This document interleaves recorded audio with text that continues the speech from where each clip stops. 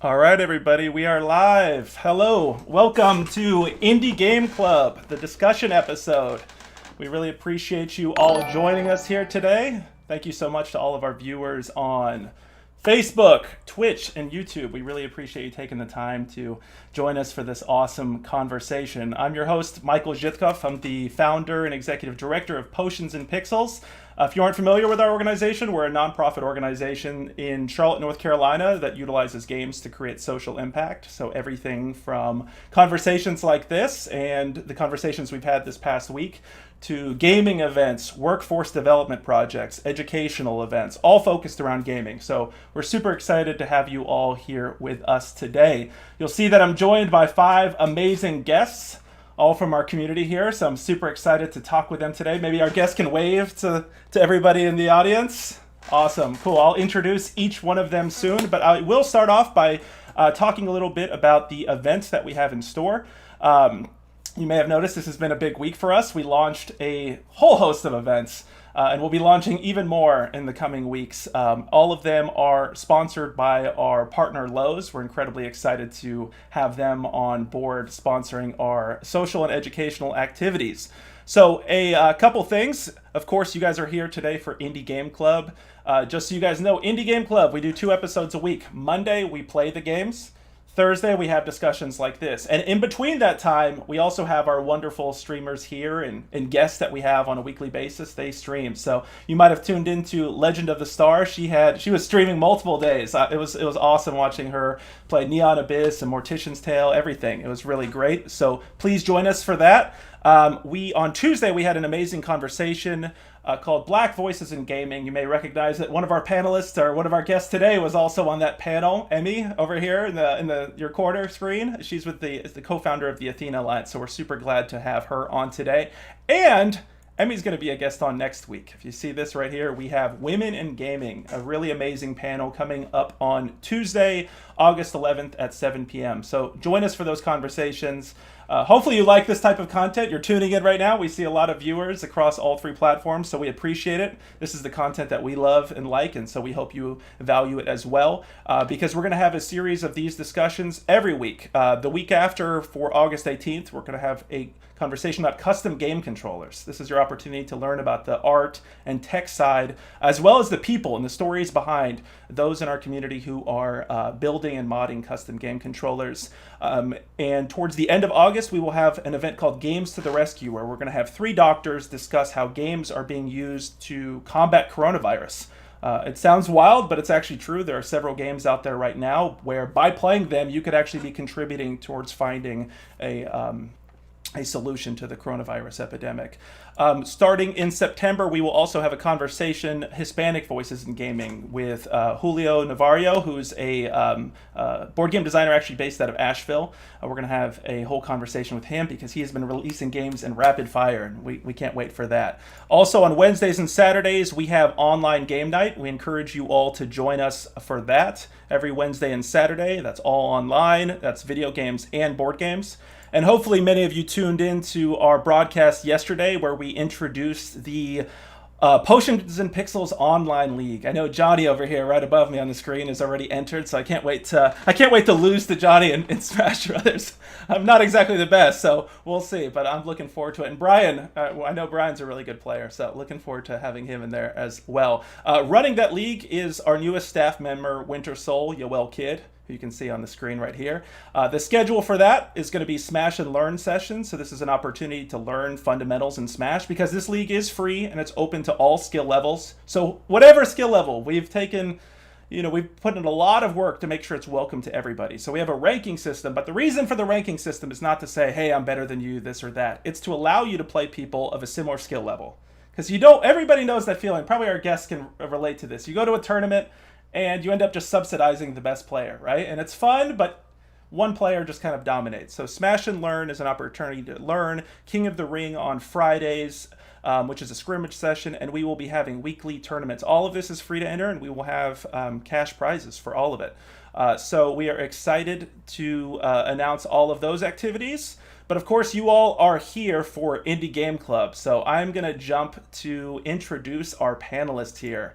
or I don't even say panelists. It sounds so formal that way. This is just a lovely group of awesome gamers in our community that we're going to have a great conversation with. So I will start with the person right above me. We've only actually met recently, but we hit it off immediately, and I'm super excited to connect over our love of games and love of community. So I'll actually toss it over to each one of you to introduce yourself, because I think that way you can kind of tell who you are in your own words. So Johnny, I'm going to pass it over to you. Hey there, my name is Jonathan Barrio. I go by Johnny.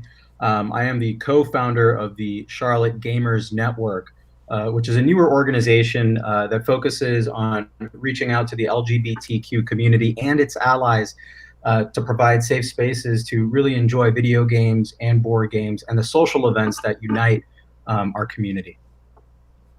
Thank you for that, Johnny. And Johnny will be a guest. We'll be having an episode specifically about LGBTQ plus voices in gaming, and so he, as well as the co-founder of the Charlotte Gamers Network, will be on in September. So we're looking forward to an in-depth conversation about that. I'll toss it over here to this side of me. I think I'm in a mirror, so I'm not going to say left or right. But over here, Xavier, can you introduce yourself? Hey guys, I'm Xavier. My gamer tag is Nomad0x. I am founder of Full Time Geeks. Pretty much our objective is to connect the public or anyone that's interested in nerd and geek culture to people like these guys and what they're doing and their events and groups.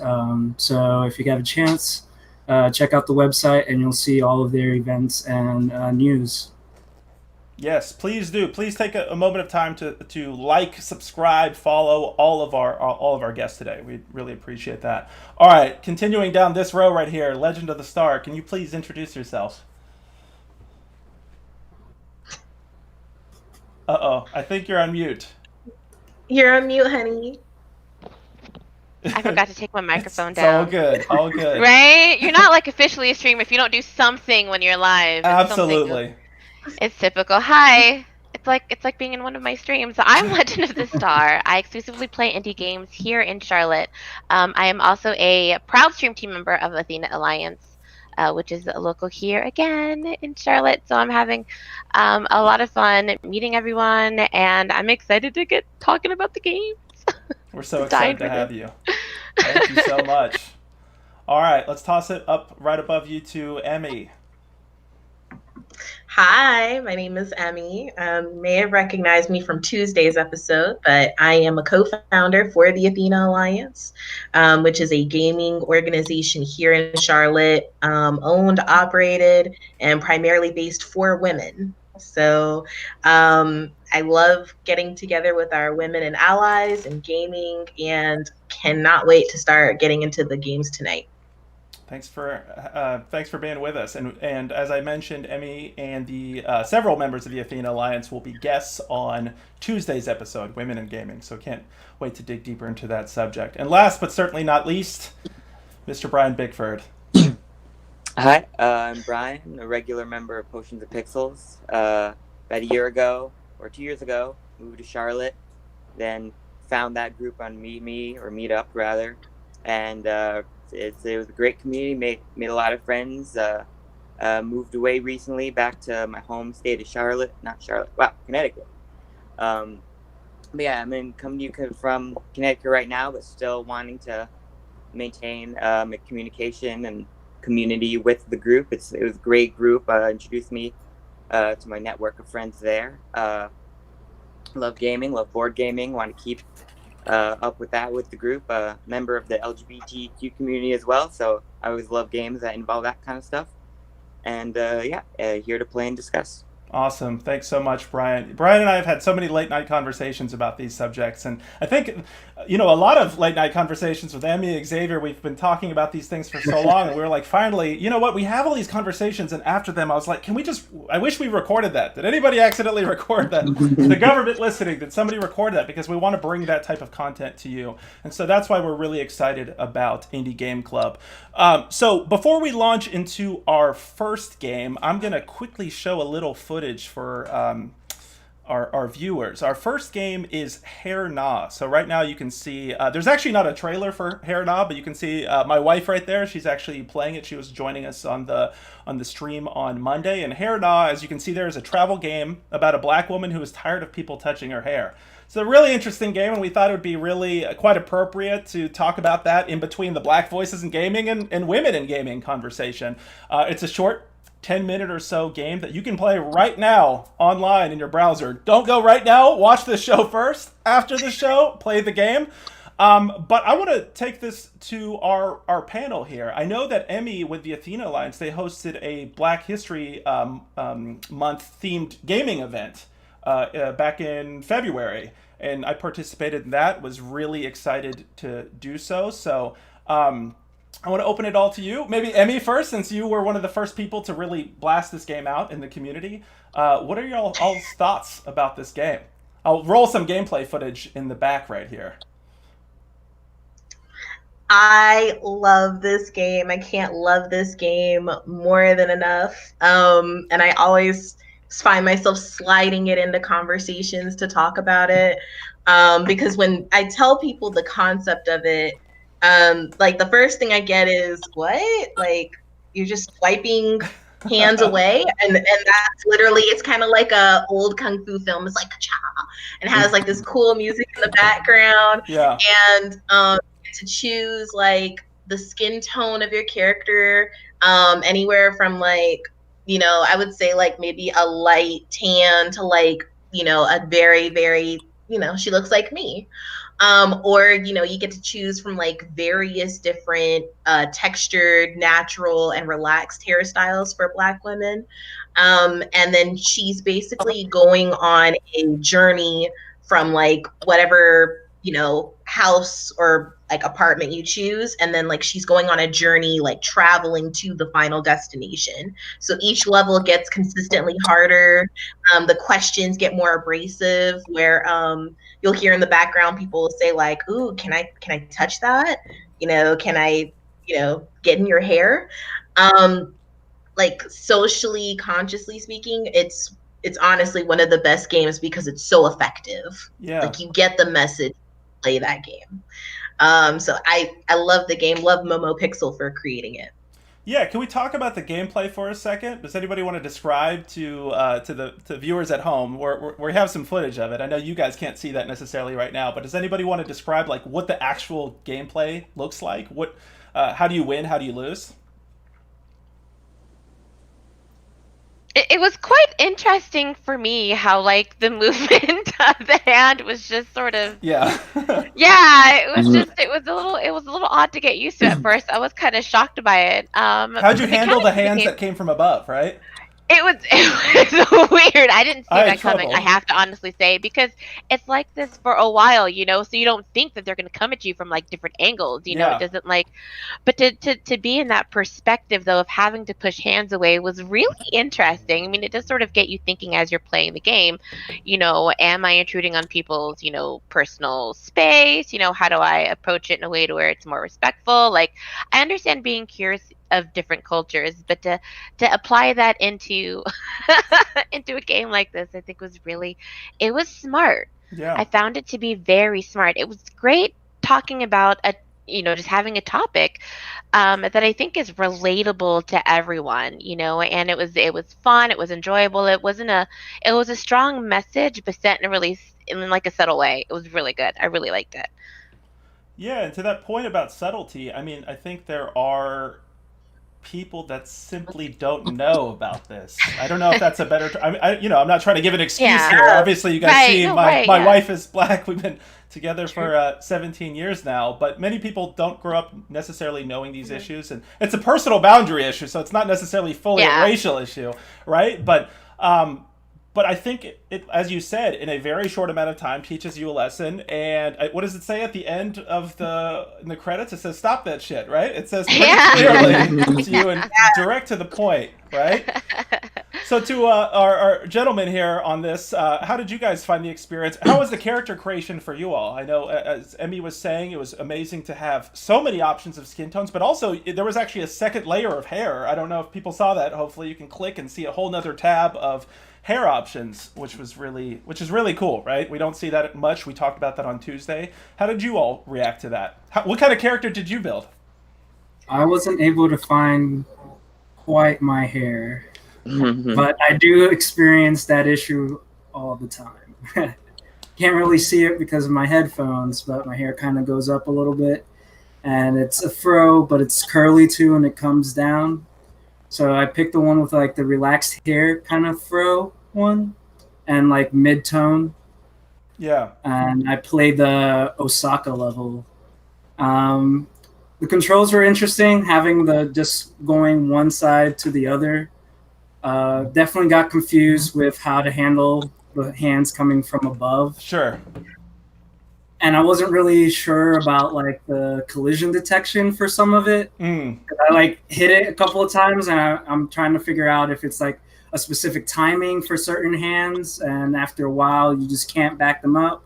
I know if you get a whole bunch, you do the double hand, it puts like most of them out. Like it's like a power move kind of thing. Yeah. But did you guys notice, for Brian and Johnny, did you guys notice that if you just did those power moves, if you just mashed it left and right, or just kept on doing it, you wouldn't actually get the best score? Did you guys notice that piece? Brian, you want to talk about that? Honestly, when I first started playing it, I was just rapid clicking, which kept depleting the bar, and I didn't realize that was happening. So I failed 3 times in a row, and I was just like, "This game is impossible to win." Yeah. Is that the point of the game? Like, it's is that the message? To, like, yeah. I actually thought that was like, this is literally the message they're sending. You can't win in this world. Yeah. With this invasive stuff happening. But then once I got it, I was like, okay. But then, like, once I got it near the later levels, it was still getting pretty difficult with the speed the hands were coming out. So I was like, it's still like it's a little difficult. It takes work to like be in this situation. So I think that's still like the point they were going for. Like if anyone who's not black who plays this game and they're like very frustrated and they're like, man, this was like took some effort. Like then you could just say this is a lot of their lives all the time. Mm-hmm. Yeah, that's a really good point. Johnny, I see you jump in. Yeah. It was really interesting to play, especially being, a cis, white passing, gay man. That's obviously something that I've never had to go through. And I have heard of it happening before, and have had friends who used to say, this is so ridiculous that people are just trying to touch my hair, and what's going on here? What's the obsession? Something I really appreciated about the game, by the way, was that, to Emmy's point, it's about the black woman's journey to her destination. Yes. It's not like Osaka and there's a bunch of people like messing with your hair, or you're in Havana or the other location that you could go to. So what that tells me, and I don't know if it's correct, but I think the other thing here that it can typically be talking about that personal boundary space, Michael. Yeah. That seemed to be an American or a Western issue more than anything else, because I can't imagine going to Europe or going to Asia and somebody doing that. But then again, I can be completely wrong. But I really did appreciate the journey that your character took to get to her destination, and once she got to that destination, it was a fun vacation. That is a really interesting analysis there, right? That is the entire moment. Because how did it start? What was the first scene? I know there was the taxi ride, there was the airport, and then there was the airplane. Wasn't there an initial scene before the taxi ride? There's TSA, there's your home location, there's the ones that you mentioned, and then you get to the final location. So it's good to say that, like, it's showing like the Western perspective of things. I think the only place that wouldn't apply, the third location is the Santa Monica Pier, and that is in California. So gotcha. I personally, I've had it happen from people that are not from the West. That's what I will say. So I don't think that's just a Western thing, but that's actually a really good point to say, like, most of the offenses were happening in Western locations. I'm just saying, I love the way that the game executed the message. It was short, it was sweet, it got to the point. Absolutely. And I think that's a really important part here is just the way that the game handles something so nuanced. This experience is done in Right. such a phenomenal way that it resonates, whether you're a 15-year-old male or a 70-year-old male, or whatever you may be. It's such an inherent experience that you can see that, oh my gosh, in the 10 minutes that I've played this game, I can now understand why this is so invasive, why it's so frustrating and so annoying, and demeaning, honestly, to be looked at like a zoo exhibit, Yeah. Right. That's a great point, and I think it kind of speaks to the idea of, what's interesting about like our kind of collective generation is, I don't know if you all remember, kind of growing up, people would ask that question, like, do you play games? That's kind of gone now. It's more so like, what kind of games do you play, right? And so I think we're used to sharing like music, film, a documentary about something. This to me seems like if somebody had a question about this topic, that I would feel pretty comfortable just like, sending a link over. I mean, obviously depending on who it is, right? But tossing that link over. So to Johnny's point, it can, it's a concise, quick, short experience that really drives home the message very quickly. It is very approachable. Outside of, I'll agree with Brian that the whole meter thing, I didn't get the first time I played. I just thought like I would just spam it like crazy and didn't get it there. But yeah, it's really, I think, I wonder if we're going to see more games of this variety. How do you guys feel about this? Like these kind of, I don't know if there's a category for this type of game. Is it fair to classify it as like a social game? Does that demean it in some way or box it away? How do you guys feel? Are these experiences that you think we should see more of? Do you think these games are commercially viable? How do you guys feel about the future? There are other games that do touch on a very sensitive topic, be it mental health, issues or, racial issues, things of that nature. And it's sad to say, but they are in a box. They are in a box. When you look at indies as a whole, there are certain categories of indies themselves, like there are in many games. But in indies, it seems like it's tighter. Like it's a closed, it's hard to get into those things. For me, I like to play everything. I'm not a fan of puzzles. I'm not very good at roguelites. Depending on how they are, there's some games that I don't want to play, but I like to play those games, or I choose to play those games because to me that makes me more of a well-rounded indie gamer. I want to be able to have the perspective of different challenges that each level will give me. You know what I mean? But in indie gaming, though, it seems like there's more specifics. You either are a retro indie gamer, or you're a horror indie gamer, or you're working on social issues as your platform, and that can be really hard to kind of mesh everything together. And I find that it's been a challenge. If I'm not specifically one thing, then it's harder for me to sort of get in contact or communicate with other people to talk about these sort of issues, or to talk about these games. And it's tough. It's tough. And I wish more of these games are out there because the way that this one did it, the graphics were clean too. I mean, a lot of times the first thing you're going to notice about a game is going to be how the game looks. And I love the way the game looked. The characterization was easy to follow. You had a multitude of choices, the skin tones, the hair textures. And that's really what sort of gets people into the game without really thinking about what the story is or what the plot is. They just think here, it's whatever, But when you start, having to pay attention to your power bar, because the power bar is sort of like an emotional sink, how exhausting it is for, you as to have to constantly, tell people. And then, it was, I like that. I was like, oh, when it clicked, because I thought it gets you on a very personal level. And I wish more games like this were out there because, like I said, the message is short, it's simple, it's in your face, and everything about it. It was just, I loved it as a whole. And if we can get more games like this and have them, I don't know, be more discussed or talked about more, or just have more of a blending of the indie category as a whole, I think these would do really, really well. But it's sort of I wish it was more like that. And it's hard to talk about these topics specifically, but have it written the way that it was superb. And I wish it was more more common to play games like this. Yeah, that's an excellent analysis there, and I like what you said as far as with the meter and kind of the emotional, the exhaustion, that sort of element. Because I think what was interesting there is it took a subject that we traditionally do not see in games, but it also added some very easy to recognize game mechanics, right? A meter. Right. Actions, like, so it kind of was a perfect example of taking very gamer centric things that people understand and marrying that with a concept that is not typical in games. And so to that question, I wonder, do you guys think because when I was I actually did a test stream like a week ago just to see if all this stuff would work, and I wasn't expecting, it was like 2 a.m. I wasn't expecting anybody to jump on, but 6 people like jumped on and were asking about the game.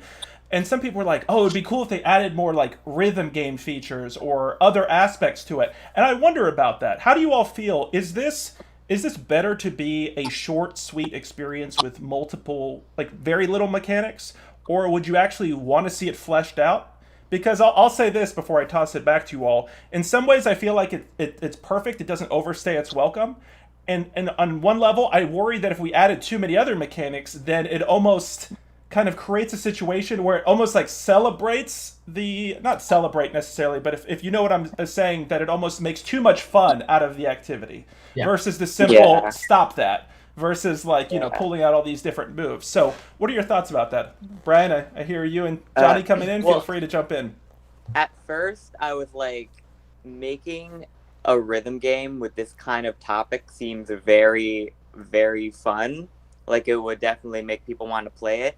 But then at the same time, like, you know, you're acting like I'm having a lot of fun being in this kind of situation as an oppressed character. So that's kind of a toss-up. Yeah. Like making it fun to play definitely would like have more people try it. So maybe I guess you got to find that balance. Like, don't make it so fun that you're completely distracting from the message.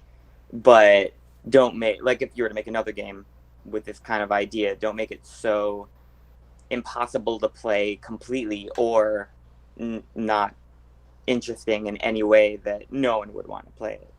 Excellent. I think what the really amazing part of this game and what makes it so unique is that you can tell right off the bat that the creator went off with an objective of creating social commentary within a game. Yeah. You know, you can tell right off the bat that this isn't something that the creator of the game is hoping to make $1 million off of either. You know, it was created with a very direct purpose to be played within 10 minutes and to have a lasting impression on the player, which it absolutely does. Great point. Yeah. You know, when I shared this game with friends of mine who work in racial justice, you know, they were blown away and mesmerized by it because I could totally see in D&I trainings, even at places like America and Wells Fargo, you know, have everybody play this game for 10 minutes. And right off the bat, you would explain that experience so well in a way that, you know, many others wouldn't be able to really do effectively. And I think that's where the lasting impression from this game is going to be. I think this creator has a lot of great things in her future. And if she stays to creating these kind of games. But the only other thing I want to piggyback off of real quick is that I think what's so important about having games like this is showing the gaming community and developers, especially AAA developers, that, you know, these are conversations that people want to have. I was reading an article on Kotaku this morning, and they had an amazing perspective analysis on Red Dead Redemption 2 and how it portrays Jim Crow in the 1890s and how they completely missed the mark. You know, so it's games like this that, you know, I just feel if one of the Hauser brothers, you know, played this, you know, it might have changed, you know, how they saw those experiences. And I think this could influence a lot of other indie game creators and offer inspiration to a lot more vested studios that we have across the world. Yeah, excellent points. And I think for those watching right now, I mean that's what Game Club is about, right? If I didn't say it at the top of the hour, I want to emphasize it now that this is an opportunity for us, for all of us, not only here on screen, but for you at home or wherever you may be right now, to explore different games. We invite you to join us every week because chances are you're going to play something like this that you may or may not have heard of before. You might even play some games that you don't like, and some that you do, but I think it's challenging us to try different things, either that are mechanically different gameplay wise or story wise. And so to Johnny's point, yeah, a lot of AAA developers, just by nature, it's kind of the nature of the game is that you're trying to make things that kind of appeal to as many people typically as possible. And so this is what's exciting about this space, is that we can try these games, free games, whatever they may be, 10-minute games, 10-hour games. So super excited for that. I just want to acknowledge a couple people's comments in the chat before we jump to our next game. I see Gigi Detrail says, this happens in real life when I wear my hair without pressing it. No sense of personal space. Thank you for that comment. I see King of the Nerds. It seems like a great game that showed these types of issues that happen. Yeah, no, we appreciate all of this. We see several people dropping in to say hello in the chat. Please keep those questions coming. If you want to provide any commentary, if you want to ask questions of our guests here, don't hesitate to drop that into the chat, whether you're on YouTube, Facebook, or Twitch. We appreciate you all. Definitely be liking and sharing right now. Let's get this conversation to as many people as possible. I think, just for the sake of time, we might jump to the next game. Is that okay with you all? Okay, cool. Fine with me? Yep. Yes, please, Xavier. Well, I wanted to kind of pair it what Johnny was saying, Yeah. as far as how important the message is of the game, and as far as it being something that shows up more in the industry, I think it really depends on the format. Something like this, I wouldn't see. I don't really see it being something that you're gonna purchase in the Steam kind of thing. I wasn't thinking about the job training, but that's a good one. Yeah. But stuff like nonprofits and news articles and stuff that are trying to explain, this is how you can kind of walk in these people's shoes, and it kind of explains a little bit maybe the message behind their cause or something. And I think that might be better for that short format kind of thing. But we have been seeing in more recent games where they have been trying to portray more of the racial and social things that are actually happening in life in the games. You guys were talking about it in the last stream for voices, Black voices in games. But yeah, that was pretty much all I wanted to say. I think that this kind of short format, I think, would be something that people in the news media and charities should look at as far as trying to explain a situation. I love what you said there about going into kind of the protagonist's shoes, right? I think that's something that games have the power of that no other medium does, right? We can watch a documentary about this. We can read an article about this, whatever it may be. But in this game, for the time period that you're playing, you are playing as this Black woman, right? And so your motivations are, you're trying to be in line, right? And I think that speaks to a really good point about games that allows you to get out of your comfort zone. Whether we were talking on Tuesday for Black Voices in Gaming, playing Mafia 3 as a black man in that game, or a whole host of other games where you are playing even a person of a different gender. It allows you to experience things in a different way, if well done, of course. So I love that point, Xavier. I think that is absolutely important. I think it speaks to the strength of this medium that we all love so much. I'm going to go ahead and show everyone at home a trailer of the next game on Indie Game Club. So the next game of the week is Neon Abyss. Actually, let me quickly say, so Hair Na is available in web browsers. Again, it's made by Momo Pixel. You can play it right now. I think some of our panelists, I see Emmy posted the link in the chat. So it's hairna.com. Our next game, Neon Abyss, is available on Windows, PS4, Switch, Xbox, and it's available on Game Pass. And so what we try to do is feature a lot of games that are available on Game Pass because we know many of you have that and can play it on PC and Xbox. So if my panelists don't mind just muting just for this section so I can show this brief trailer to the viewers at home.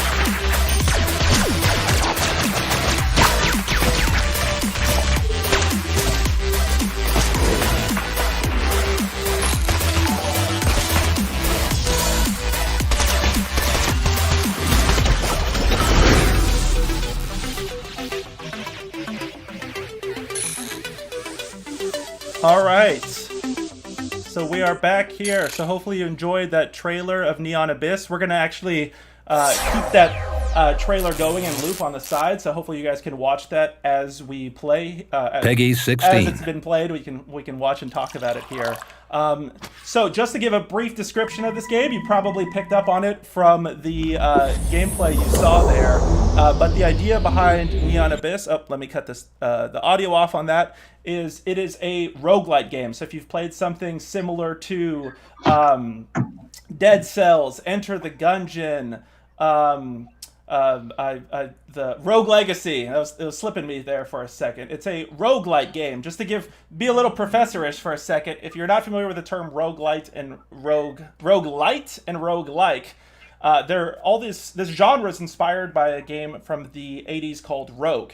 And so the idea is these games generally have a couple things in common. Usually they are entering a sort of randomized dungeon, and the other kind of component to it is they have permadeath, which means after you die, you got to start the whole damn game over.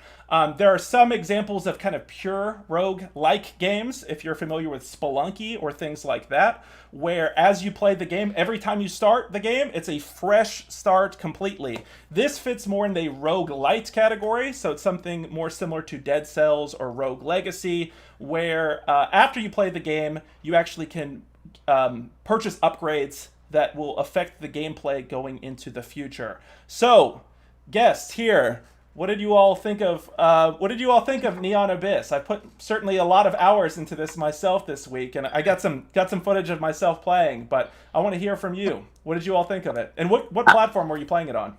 I'm playing it on Game Pass. That's definitely, if you have that, it's one of the really, really good examples of a game you could play it on. I really love this game mainly because one of my favorite games that I love going to now and again is Binding of Isaac, and this game really, really reminds me of that, except Binding of Isaac is top-down like an old Legend of Zelda, and this game is like a side-scrolling, but with the different type of weapons and like ammo, the way they react when you shoot them out, and items you can get that not only give you a certain power that affects your bullets, but also changes the look of your gun or gives your character like a certain kind of customization. I love that kind of stuff a lot. And also another interesting thing I thought about was Binding of Isaac is kind of an M-rated-ish kind of game based on the content and the visuals, and this is a great like PG-13 kind of rated game. It's exactly like that. So I think it would be really awesome for like someone to make a game that's like G, like if a kid has parents that don't like guns in their game, but this would be a really kind of awesome gameplay style. like something Nintendo if they made something exactly like this. I would love a game like that. That's a good point. Cuphead. You said you'd play it? Well, Cuphead is a great example of a G-rated kind of maybe very roguish light kind of game like this. Reminds me a lot of that.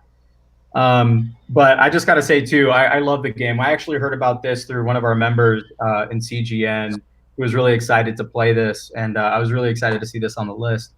It was fantastic. I was really bad at Enter the Gungeon just because of everything going on at once. So this was really cool to see just the different array of dungeon types, of weapons you had, and there wasn't 50 enemies on the screen at once, shooting what seemed like thousands of rounds at you. So it was really cool, and I see this as a really great way, just to come home, play for 15 minutes, half an hour or so, and it's a really casual, really easy game to get into. I agree. So that's something that I immediately felt when playing this game. So recently Dead Cells has been quite a phenomenon on its own, and the immediate thing that was apparent to me about this versus games like Dead Cells is Dead Cells. You're having to think, oh, should I pick up this armor? It changes these stats. It has these buffs. This game, I pretty much picked up everything, right? I think we all did. If there was an item that you could pick up, you'd pick it up, right? Because for the most part, it upgraded your character. You didn't have to worry about every little stat or every little, environmental effect. Do I have to freeze this guy? No, I pick it up, upgrade my weapon until it blasts the hell out of the screen, and I can destroy as many people as possible. Legend, I know you played a lot of this game. I was enjoying your stream a lot in there, and so I have some questions for you about that, including. Let me go for it. Dude. No, you go for it. Let me tell you about this game. Now, I had feelings about this game. This game took me on a whole nother level. Okay, now the controller. Let's be honest. I don't know how many times I accidentally hit the A button. I was just like, the what? Like, thank you.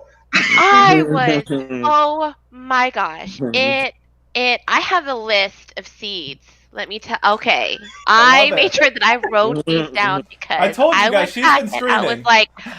I was like, look, this is not the Ronald McDonald clown thingy's vomiting on you. And then there was this creepy bear that was just like hanging.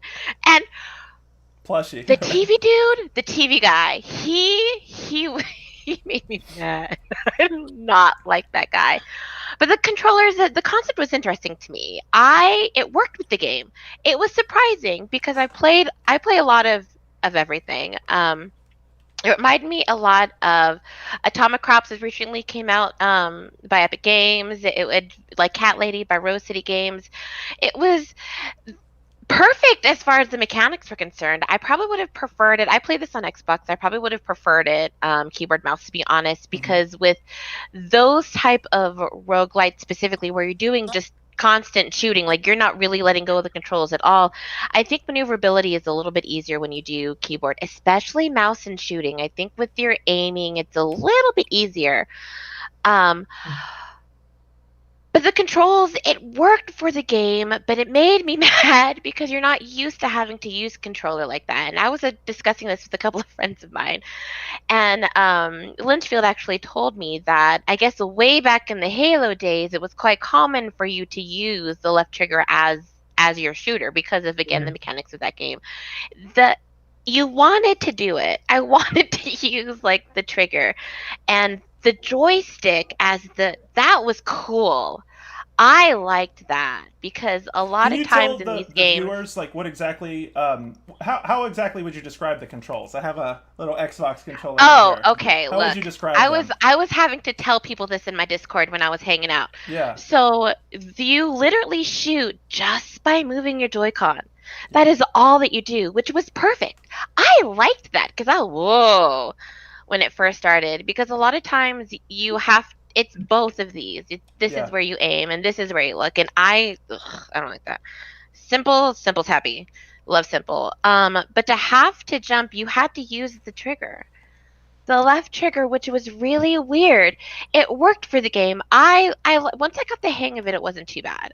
Having to hold it down though, I missed quite a few jumps because I was not holding down the left trigger. I kept wanting to I don't know, I just wanted to spam the button. So that was weird because I still kept wanting to hit the A button at the same time. Then I'd have to, oh, whoops, I have to use this. I have to use that.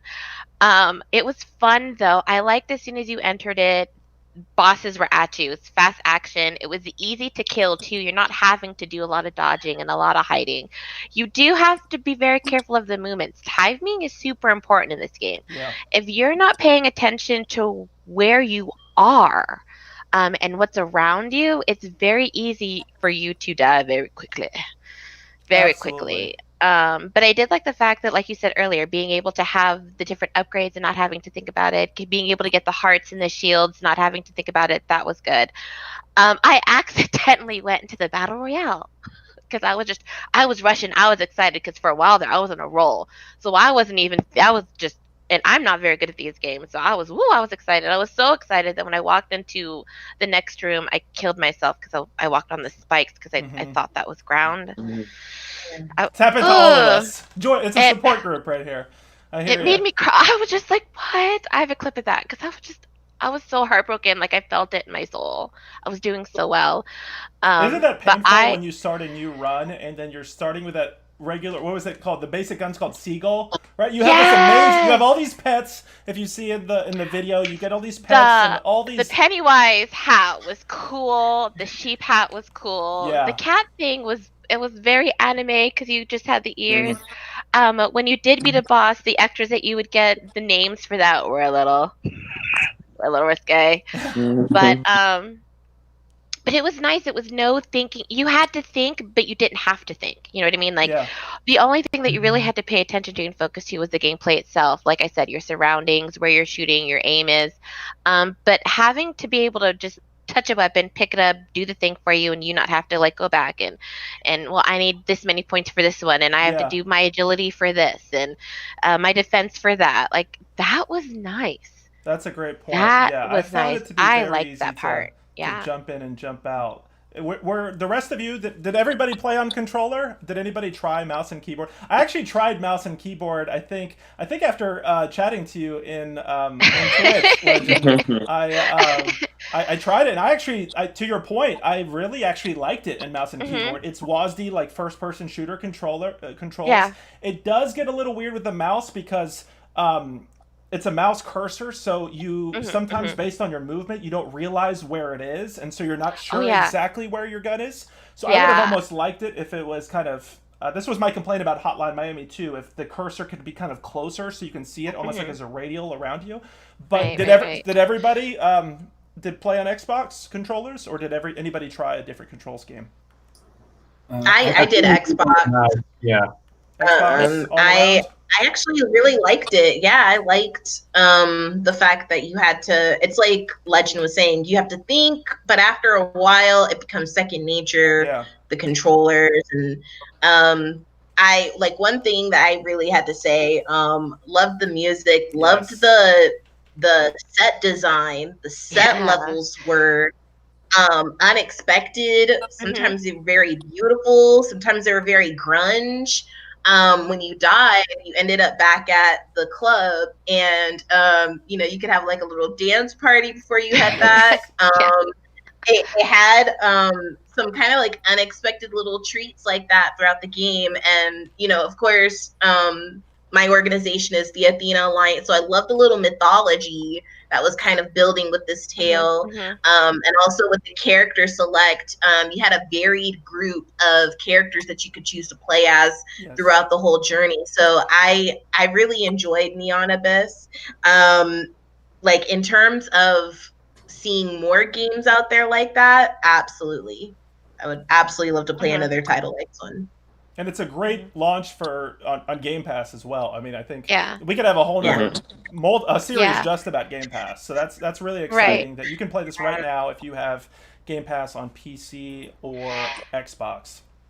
Right, and to piggyback a little bit too, when you're talking about the gameplay itself, the colors were nice. Oh God, I lost my train of thought.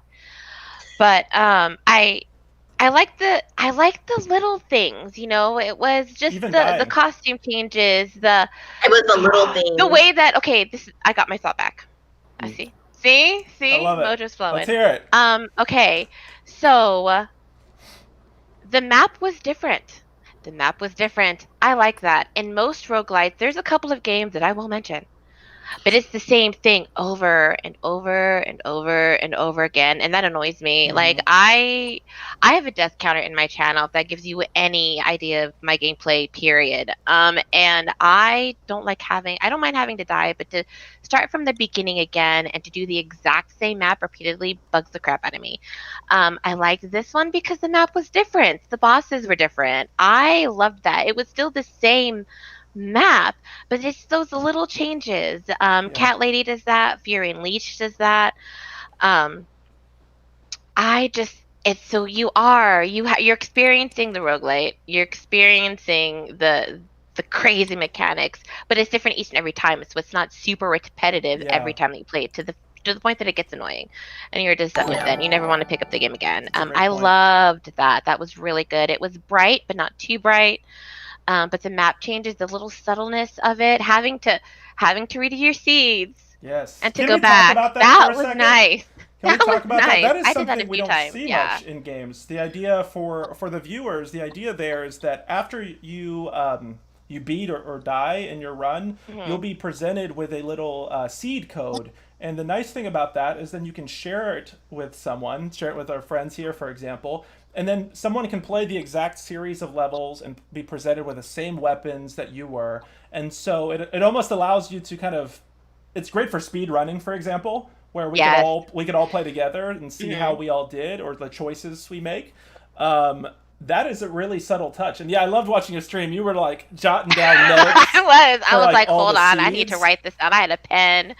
I have it color coordinated. Like, I was ready because I like being able to read. It was nice being able to have to redo it because there were some levels that I did really quickly. There were some levels that, because you can change the difficulty of the game. You've got easy, you've got normal, you've got the advanced, and so being able to beat yourself, to challenge yourself, and to challenge others makes this a co-op play. Even though it's made for single player, it's played single player, but it's very. I thought it was very community based. I mean, like you said, you could challenge your friends if you're, dude, this could be like Fallout game esport, please. Do Neon Abyss trials. Like, that's what I'm down for. Like, let me beat your time, bro. Like, I got your clowns, you know? Like, this lady can't touch me. Like, I liked it. I liked it a lot. That's a great point. That was really nice. I can see everybody kind of playing seeds. And I think that's a great point there as far as these games by their nature can be really difficult and unforgiving, and they could cause you just to throw the controller away, right? I mean, I definitely felt early on I was not doing that well, and then suddenly I was beating bosses left and right. And so to your point with the seed system, if you want to play a level over again and be like, what if I tried it differently this time? Or what if I spent my crystals on the door over here versus that? Xavier, what'd you think? What were your experiences with the game? I played with mouse and keyboard. I didn't get Okay. too much time to play because I was trying to play everything and I was pretty busy. But I got to play like an hour or two, and I didn't get to use any of the seeds. But I spent a good time trying to connect my controller up because I wanted to play with my controller. That's what I'm used to playing these types of games with. But it looked pretty cool. It reminded me of Enter the Gungeon. Also kind of reminded me of early 2000s game, flash game called Emo Game, where you go around playing as different emo band members. That sounds cool. Fighting like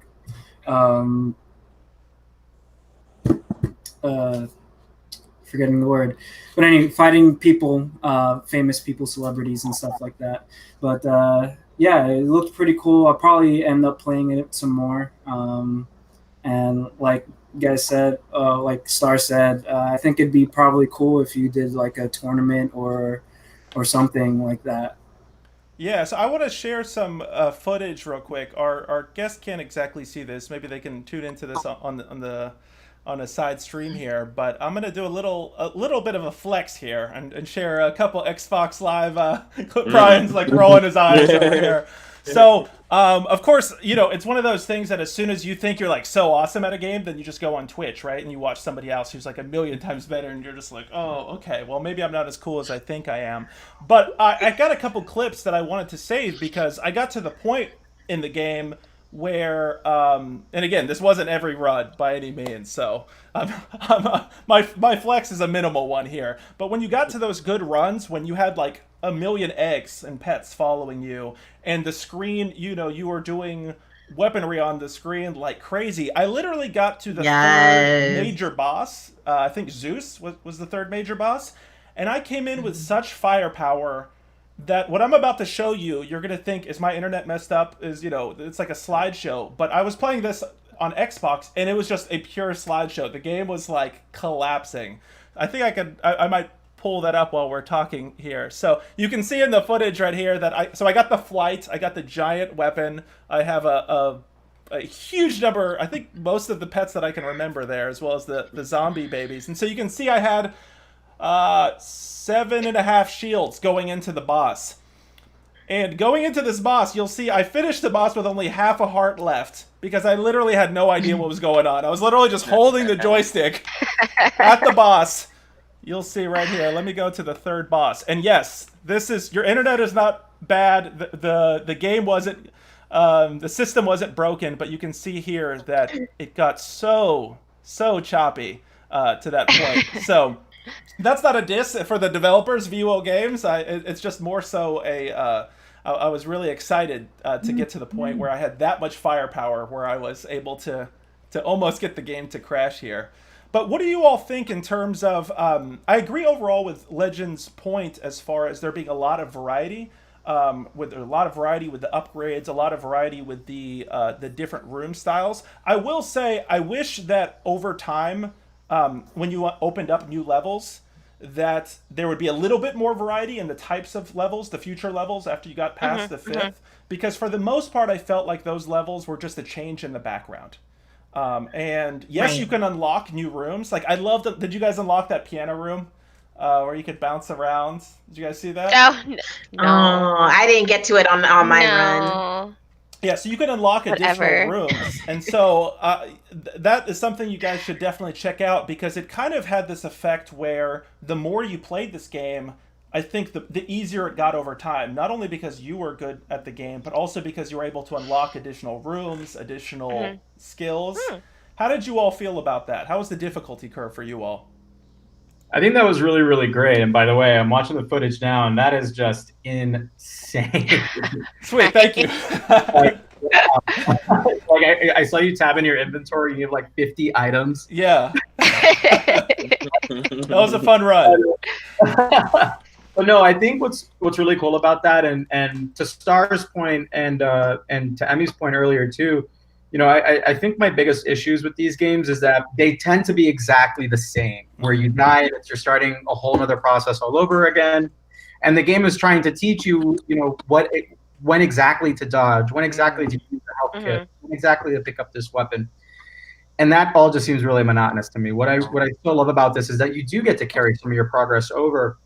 And the fact that you get to, Star, you run that seed, but, if you now have 20 gems and you're unlocking hidden rooms in the piano room and all that, you can load that seed and you're not going to be able to access any of that anymore. You have to start a brand new run. So I think that's a really cool aspect that lends itself to just dozens and dozens and dozens of hours of replayability and content.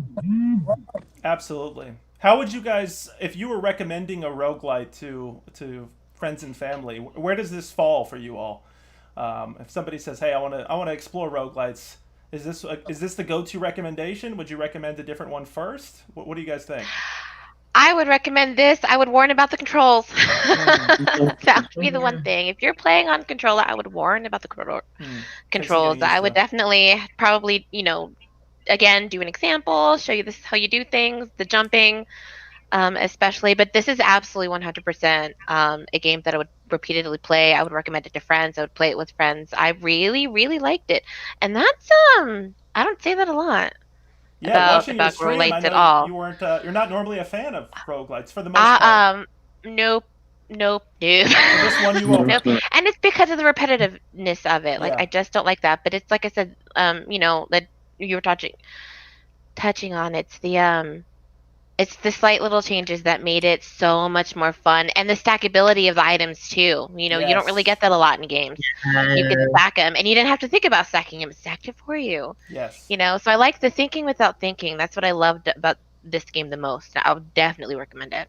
It's like to me, it's like the perfect roguelite game for people who are busy in life, right? Like I was playing this while getting all these shows together. Right. I don't have much time, like mentally or anything. This is like the game I can just grab the controller, do a quick run, you know? Yeah, yeah. Yeah. Have a fun time. Absolutely. Well, and the other thing I would say too is that this is also, in my eyes, the perfect game to really introduce gaming to somebody. Yeah. Well, too. My fiance is notorious within our friend group for not just getting how gaming works and some of that, where he really likes to switch and doing some stuff on there. But this is something that I feel that he could play and just pick up on the drop of the hat and would have a lot of fun with it because of its simplicity, because it's not asking you to engage in all of these complicated systems.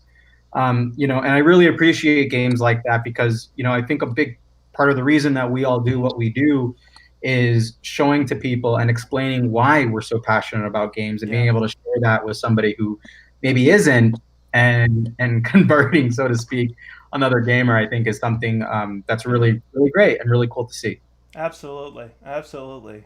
So one last question before we move on to our third and final game is the story. So there wasn't much of a story here, right? I mean, you had an intro opening scene where you were essentially having a drink with Hades, and I kind of had to look up the story. I didn't get enough opportunity to like fully delve into it, but it looks like you're essentially working for Hades to fight the new gods.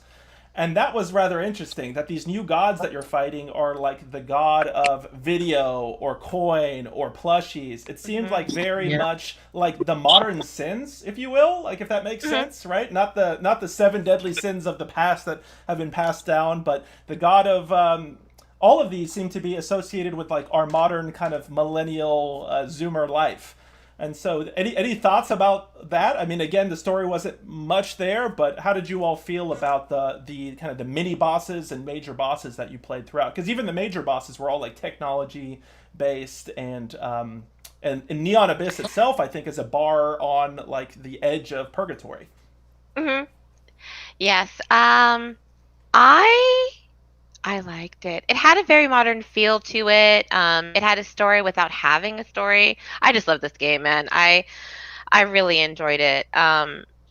It kind of threw me off, I would have to say, in the beginning of it, though, because like you said, you're having a drink, so you're sort of expecting there to be like, oh, this like deep seed, you have to find the princess and save the girl, and the end of the world, and it wasn't really like that at all. It was more like he just kind of wanted you to kill these people for him because he didn't want to do it himself. That was kind of like the impression that I got, like, hey, let's get this dude because I'm sure he's got some grudge, and then we'll just like, ta-da, But the god of fast food, the god of I liked that. It was very collectibles, all collectibles. I liked that. It was creepy. It was very well done. It was nice. It was very relatable. Yeah. It was relatable, yeah. I liked it. It was good. So it sounds like everybody's giving thumbs up to this game, right? Yeah. Absolutely. I really, really liked it. It was good.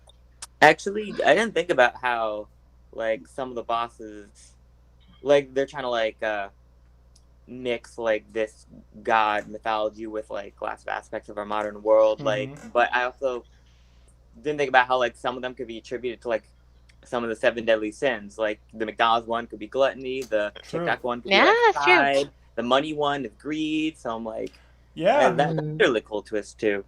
That's a good point. Yeah, I didn't think about that direct correlation there, but it's a very much kind of a revamped, the revamped evils and excesses, right? I think those were kind of showing these. And it was cohesive too.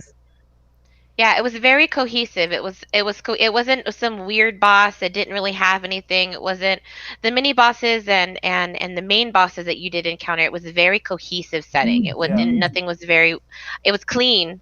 It was a clean transition and very cohesive. It was really good. Yeah, I love that. They each felt different enough. Like you were excited to play against them. I really enjoyed that. Yeah, I'm glad to hear everybody loved this game so much. So again, to everybody watching right now, thanks again to all of our viewers on Twitch, YouTube, and Facebook right now. We really appreciate it. Again, reminder, keep sending in your questions, comments, whatever your thoughts about the games we're talking about, whether you've played them or not. Feel free to join the conversation. Join us here at Indie Game Club every week. So we're talking about Neon Abyss. This is a game by Viwo Games, published by Team 17. It's available on Windows, Xbox, PS4, and Switch. It's also available on Game Pass. So if you got Game Pass on Xbox or PC, go ahead and install this game and check it out. All right, I'm going to transition over here to our third game right now. So our third game, I will show the trailer. So I'll ask my guests once more, if you guys don't mind, just mute just for this part, and I will show everybody the trailer for A Mortician's Tale. So...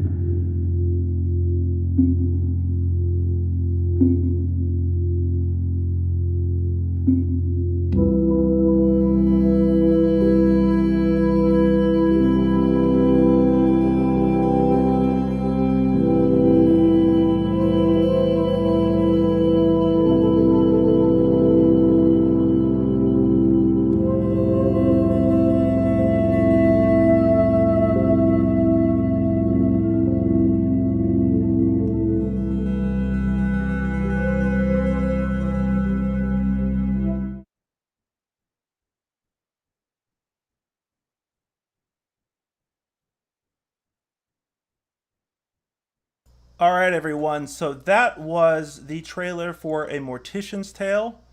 I will toss that up right here if you just give me one moment to put that on the main screen to make this transition. Okay, perfect. We're good to go. So A Mortician's Tale, just for everybody to know, is described as a death-positive game where you play as a mortician tasked with running a funeral home.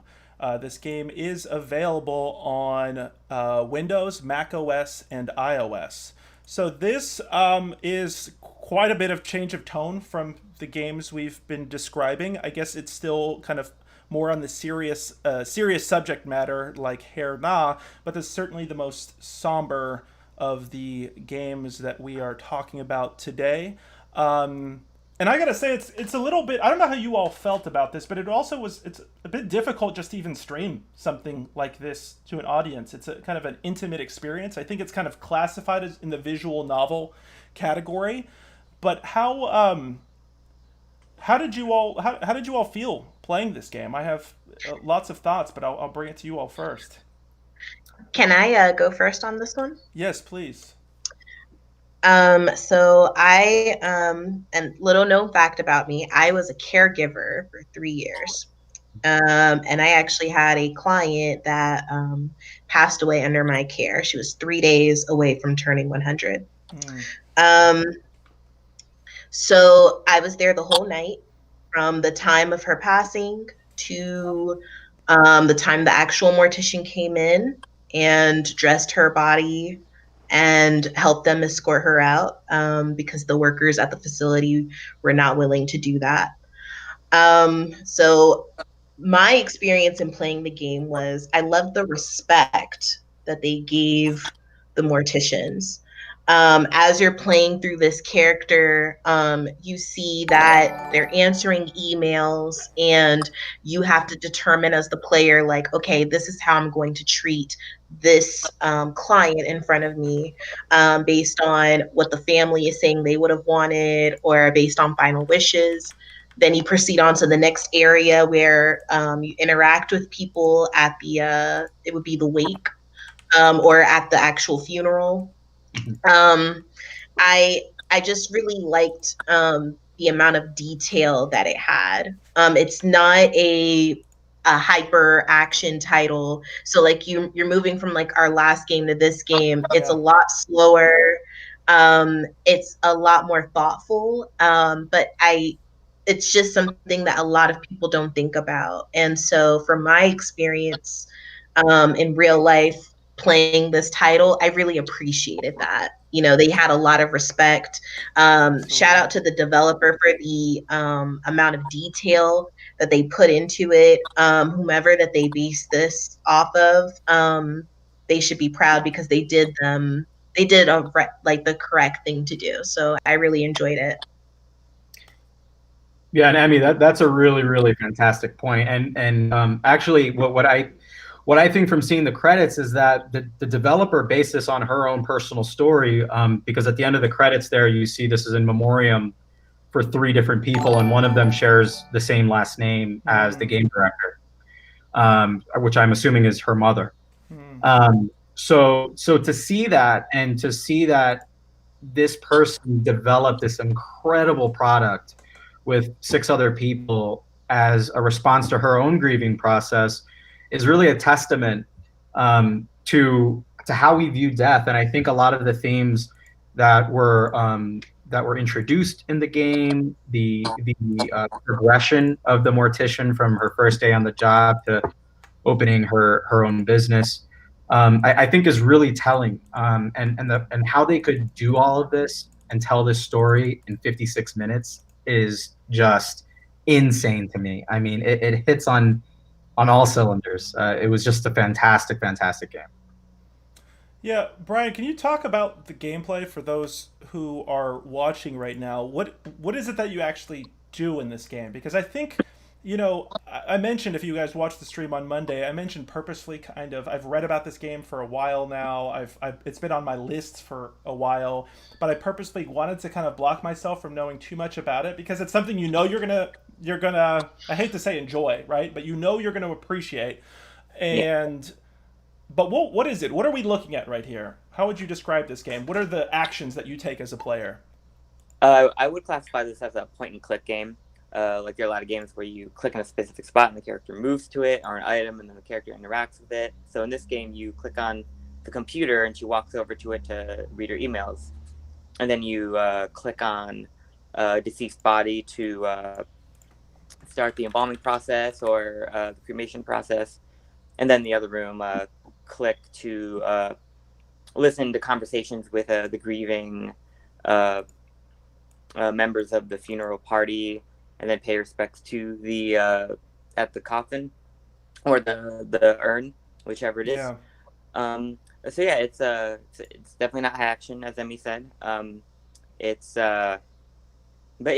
definitely a story-based game. It's all about what you're feeling and experiencing a kind of situation that people do go through in real life. At some point, everyone's going to know someone that will pass away, but that's interesting to also see this perspective of it from someone who has to arrange the ceremony and prepare everything, and this game really does go into lots of serious, real, tough situations, like when a family doesn't respect their deceased child's gender identity, where the deceased is a trans woman, but they call the person by their birth name, insist on cutting the person's hair short.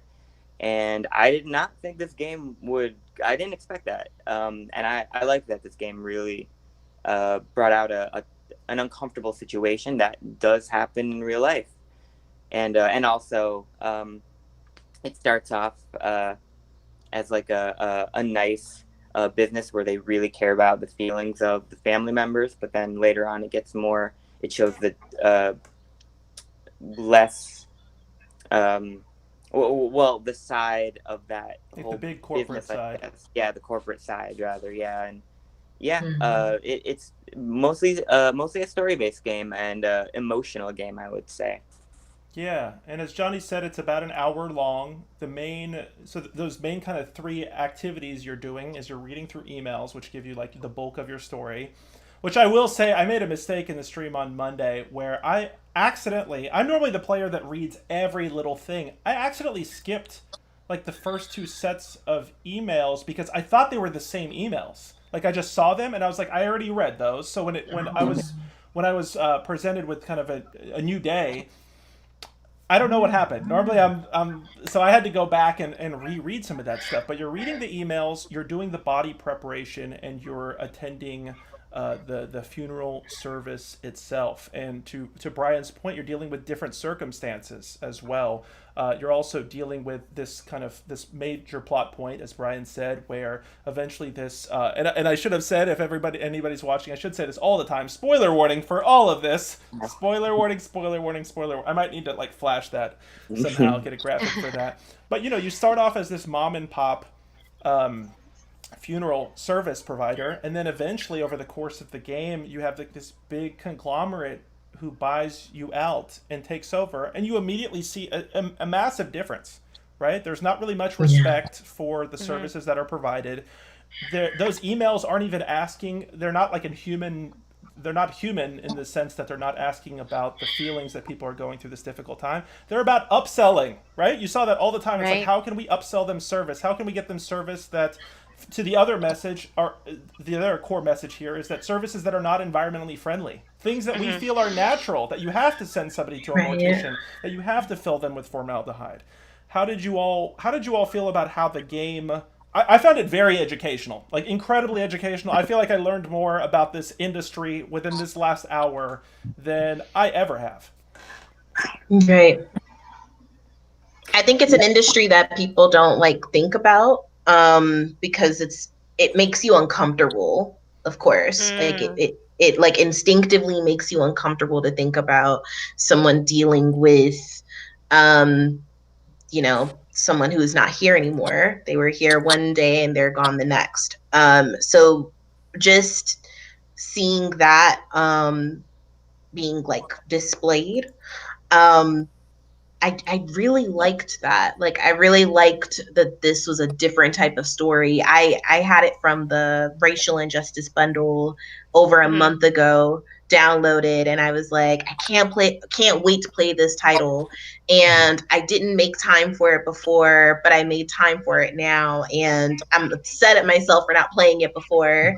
In a way, I related to this title. And you can just see like the care that was taken with it. So yeah, I love this title. You guys can go ahead. It was an intimate story. It was intimate. I have to be honest that I did not interact with all of the family members in the room because they were telling very intimate moments of their life with their person.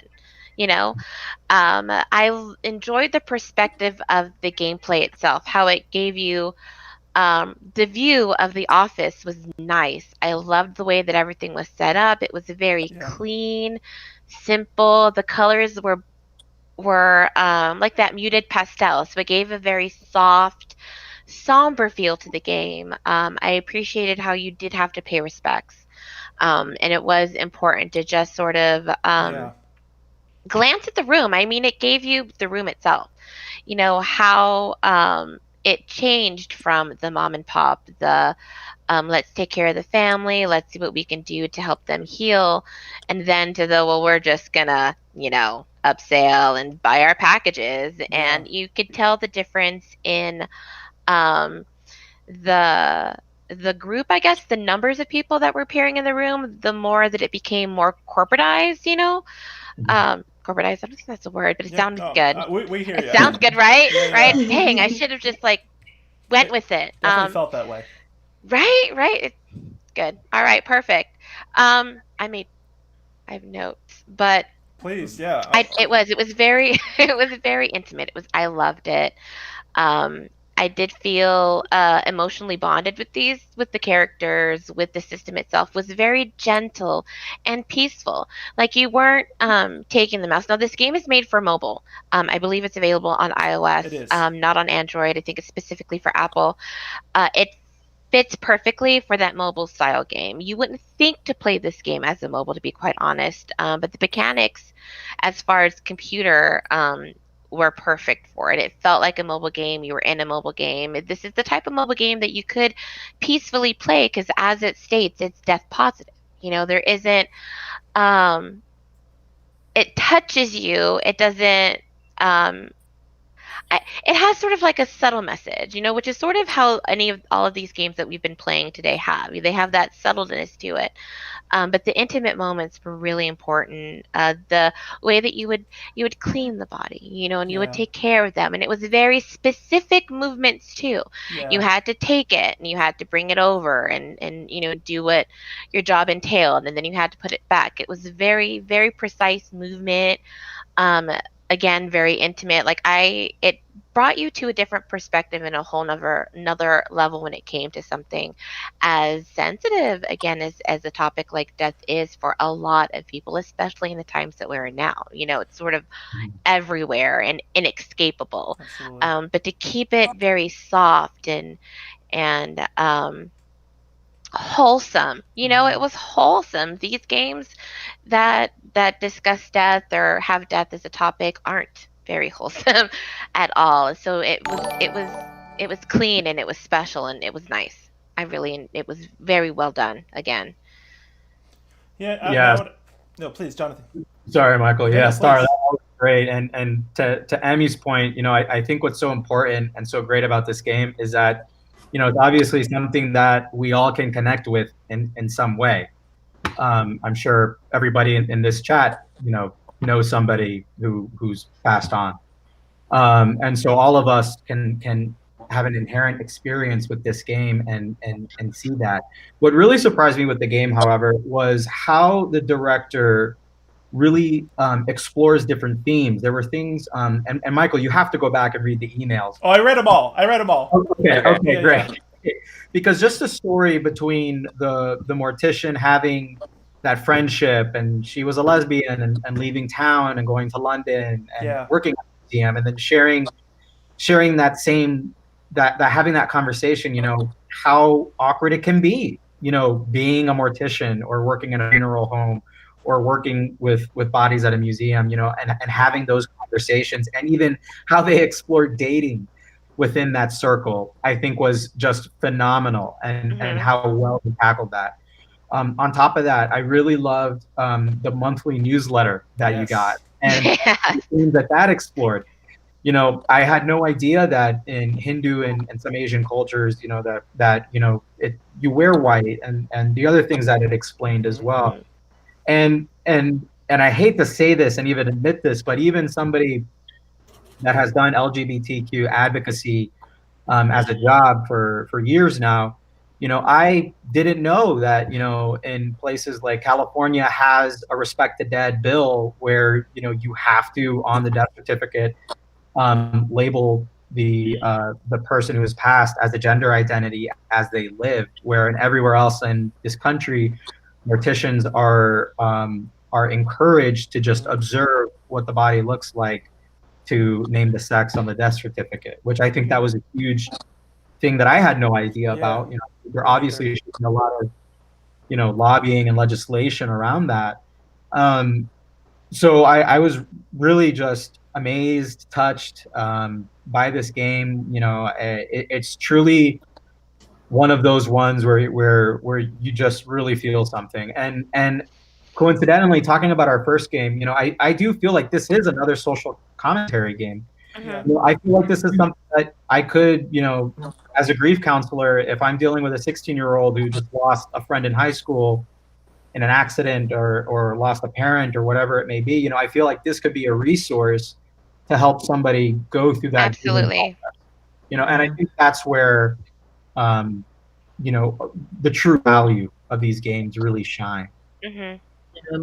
Absolutely. That's true. Yeah, the education, the message that it brought, it was very well placed in the game because you know, if you didn't read the emails, you didn't know what was going on, you know. Yeah. The workplace interactions too, how you bond with your coworkers, how you Yeah. form a family. And then I will have to recommend, please play this game with headphones on. Mhm. You do not get a Yes. good sense of the game itself, of the emotion The that's placed atmosphere, in the yeah. game and the work. Yes, exactly. If you do not have headphones or earbuds, it the way that the game is designed specifically, I think, is for headphone users, earbud users, to have that mobile accessibility too, to give it more of a personalized feel. But the I loved the emails and the interactions with everyone, like you were saying, you know, to be able to educate others, to inform others. I learned a lot myself. You know, it Yeah. was really good. Yeah. It was surprising because I didn't think this game. Because when you read the description of the game on Steam or on Ichigo or wherever, it doesn't. It just says death positive, a mortician's life as she gets out of college. You don't realize how helpful this game is, how it can be used as a resource until you play it. I don't think the description gives it justice. I Yeah. really don't. Right. And the game I would agree with that. I definitely found it pretty educational. I only got to play maybe like 20 minutes into it, right when the funeral home got sold to the corporation or whatever. I was very hesitant to play in the beginning. I didn't even read the description or anything. Just from the title and the spreadsheet, I was hesitant. As I told you guys, in late June, my dad passed, and actually in early April, I had a friend that died too.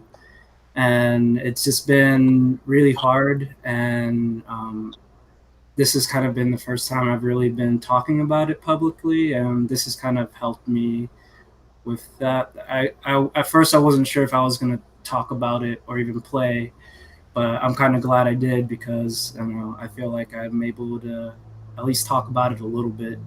Um, but I definitely enjoyed the style of the game and the storytelling through the emails.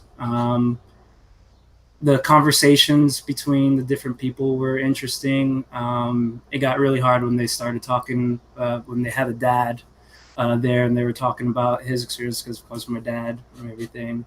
Um, he was cremated, and seeing that process was very eye opening because I knew that they get put in a furnace, but I had no idea the exact process. So that was helpful in knowing the process that my dad went through. But yeah, since I only got to play it today or earlier today, I don't really have much. And other than that, I didn't get to finish it. But I'm not sure if I'll finish it. I think I will. But I definitely recommend it. At least check it out. We really appreciate you sharing that, Xavier. Thank you. And you know, we all of us collectively send our love to you and your family. Um, through, you know, these really challenging times, and we appreciate you even taking the time to be here. We didn't know this information when initially scheduling the show, so we appreciate you even opening up, and again, we send our love to you during this time, and I'm glad to also hear, and I think the developers would be glad to hear that you feel that this does connect with you in that level, and provides that kind of intimate background to this. I struggle with words in situations like this. You know, my father passed away when I was a child as well, so I know, I feel this very much, and so we love you, man, and really appreciate you, you know, throughout. No, I definitely appreciate it. I've told Emmy and talked to you last week is I've been trying to become more social, and I think this was a good push for me to become social again. And I appreciate you guys most definitely. Yeah, man. No, we appreciate you very much. So, Brian, did you have any other thoughts on this? Just kind of rotating the conversation around here. I have a couple more I'd like to share, but Well, one thing that I actually learned from it in an educational way.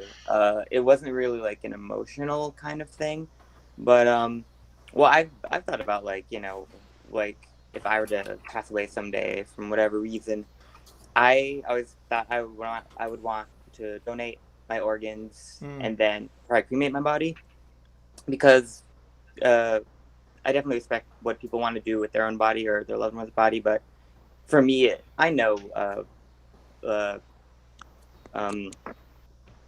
coffins and take up a lot of space in cemeteries, and I thought that's something I would want to do. But then one of the emails talked about how even cremating might have some kind of reaction that contributes to maybe global warming, and there's a alternative option they call water cremating, where you boil a body, which speeds up the decomposition process. And I was like, wow, I might need to think a little bit more. That's like something I might never would have found if not for this game. And it was like a very, very quick thing. So yeah, that was the game is very, very educational, lots of different ways. But that was like one very quick thing that if you read all the information it has, like that's definitely one I think it's good for people to know. Yeah. To piggyback on that, there was also an email referencing like a mushroom suit as well, kind of to help with the decomposition process. There was a lot I didn't know about this industry. Not only you mentioned it, Johnny, but the other part was even the fact that if this is up to date, that in North Carolina, you don't have to have a body go to a mortician necessarily, right? You can allow the body to stay at home, which I wasn't aware of, if not for one of those newsletters there. There was definitely a strong environmental theme. It touched on a lot of gender issues of sexuality, issues of just the corporate nature of business.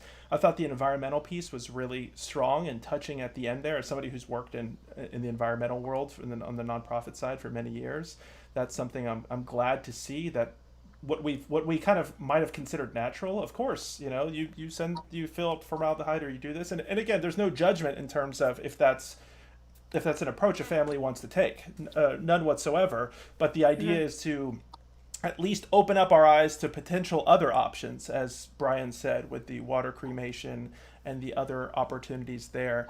The other thing I wanted to mention is just the level of authenticity I felt there. When, as I said, my father passed away when I was young, and it was completely unexpected. And it's just, you don't really know, like, you don't even know how to react yourself. You don't know how you're supposed to grieve. You just like watch shows and movies, and it's not exactly clear what am I supposed to do during this time. Like, how are people supposed to act? How are we all supposed to act? And I actually really appreciated the fact that when you went to the parlor for each of the kind of services, that you got a range of, it didn't like skip over stuff. There was the kid in the corner playing video games, right? Like even that alone to me, I recently, unfortunately a few months ago, went to a funeral of someone who was a big supporter of ours that was at the very first Potions and Pixels, and unfortunately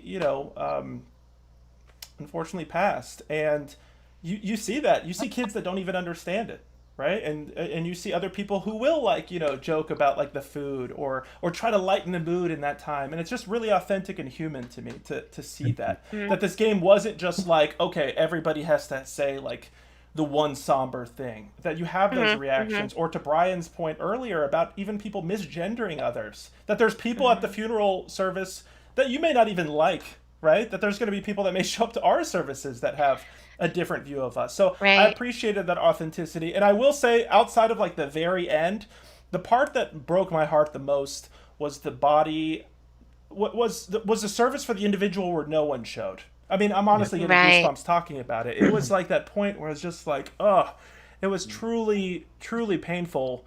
How did you all feel about that authenticity there, the parlor service piece, even the act, I will say, of getting the bodies prepared, which for most people, I think we would all agree, like mechanically, gameplay wise, you can't really call this necessarily fun, so to speak, right? Yeah. Well, one thing I want to touch on real quick is exactly that part, because I think the crescendo of the game is when you get the cadaver who's identified as a homeless person in the game, you're working for this corporation, and there's just no care given in any capacity. I mean, you literally pop an ID tag and you send them into the furnace, and then that's that. And you walk into the room and there's nobody but yourself in there. And for your character to still pay respects, I think that point in the game really just I mean, that was just a gut punch, to see that. The only thing that I didn't, and it's not like that I dislike it, the whole relationship between the corporation buying out the parlor, that seemed really forced to me. Like that the game absolutely needed this horrible, just ranted entity that kind of motivated the character to progress through the story. Can you explain that some more? Yeah. What was it about that felt forced?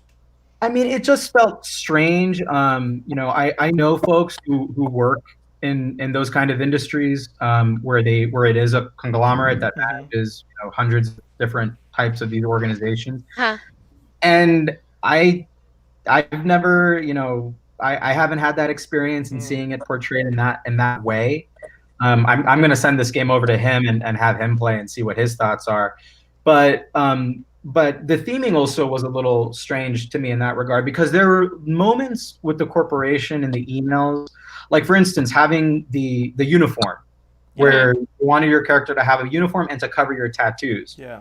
And they play that off as like it was invading your individuality or whichever. But as much as the game went to go explore the themes of different cultures, bearing tattoos in a lot of Asian cultures is super like against societal norms, especially in Japan. If you were to go to a funeral in Japan and you had visible tattoos, I mean, that's like against the law there. So that was a little confusing to me in that respect, in the messaging. But outside of that, I mean, I think again it was a fantastic experience in game. I like your point on that when you talk about how it was forced, because it was no transition. She just kind of sold it and the company owned it, and that was that. I think was it one email, right? Or there was two emails about like Matthew said that there was financial problems, and then Rose said like, right? Yeah, but it was just done. It was just I didn't. Now that you brought that up, it didn't feel right. It was weird, because then you have this intimate moment, this intimate gameplay, right? This intimate discussion, and then all of a sudden here comes some jerk who just bought this company, and all of a sudden all these things are happening. People are like watching you. You have to be it was like, it was weird. It was an odd point to where all of a sudden this corporation owned you. You didn't know why. It just sort of happened. I mean, yeah, she was having financial difficulty, but it wasn't like, it was like, oh, I don't have the money for this business anymore, so we're just gonna sell it. Yeah, and it was almost laughable. Like I literally chuckled to myself when the corporation took over, because you read that first email from the gentleman who now owns you, and he's such an asshole. And of course, it's right? Yes. So it's like even little things like that to me, it was odd. And then even the email where he was messaging with the husband and the two daughters, where he was like, well, this is why you should upgrade and do all of this and all of that. I mean, to me, having those kind of conversations and imagining, somebody who just passed so suddenly, and now, these are the experts in their industry who are obviously trying to sell a product, but they know what goes into preparing a body for a funeral, of putting that body into the cemetery and all that kind of stuff. I agreed with the corporation guy at that part where it's like, we want you to come into this space and not have to have a single worry that day, not have to worry about where you're going to get the catering from, where the plot's going to be, and all that kind of stuff. In that respect, I get it. And hey, if a funeral costs $7,000, I mean, to have that peace of mind and to know that you're sending this person off. That's a really interesting point, Jenny. I'm glad you brought that up. I agree with you. Oh, I'm sorry, but I just wanted to say, like, I agree. It's like you were supposed to be mad at that email, but I didn't get angry at it, because I saw the point that he was trying to make. I mean, he was being a dick about it. But But I got that. And I get the having to cover up your tattoos. It was like it was this bad guy was just sort of thrown in there when I don't think it really needed to be in there at all, to be honest. But I it don't. did though. And the reason is because this does happen in real life. Like the Yeah. realism and the nuances of it is what really makes it the word good isn't sufficient enough. It's what makes it, like Michael said earlier, an authentic experience. Because, you know, like I said, I've worked on that side of things, and that does indeed happen. Even the abruptness of it happening, it is kind of funny in a way, but it's only funny because it's true. It's one of those situations. Oh, okay. So, Okay. you know, so I really did appreciate like the little details that they added. It almost was like they wanted to condense everything and make it fit in an hour. So yeah, it seemed like way more abrupt than I guess any of us would have probably liked. But at the same time, the abruptness of that event is true to life. The fact that the guy at the corporate level is super dickish, that's true to life. So you know, I really appreciated it. I think that's why that's like one of the reasons why I really like this title. And it's definitely slept on. People need to, you know, especially those who have experienced loss, people do need to play it. Whether you have or you haven't, just to see that there's another perspective out there, you know. Yeah. So I love this dialogue. You know, go ahead. Yeah, I like that you brought that up because, in my opinion, I don't know, as a gamer, I guess, or seeing if it's that way, without knowing the background and the history of having to deal in that company, you know, that type of field. I don't know. I just didn't like it. I didn't think it was, but I see your perspective on it. I understand your point, and yeah, I could see how it would be like that when you are in that industry specifically. But as an outsider of just playing the game and you know, yeah, being an indie gamer, I guess I don't know. I didn't like that part of it. I just thought it was weird. I personally think, from what I've been seeing, is that this game wasn't meant to be a funeral sim, and like the title says, it's a mortician's tale. So even though it's abrupt, it could just be this one person's point of view of experiences that happen in their life. Especially you said, is that the game was dedicated to someone that died, and there were a lot of people in the team that had experienced death and stuff. I haven't read that. I'm just going by what Johnny was saying earlier. But yeah, I think this is more supposed to be telling that person's perspective instead of trying to be a sim kind of thing. I think that's an excellent point. You're right. And I'm glad this part of the conversation I love so much, because I think it also allows us to reflect on, I feel like we often bring our personal experiences to these games. Yeah.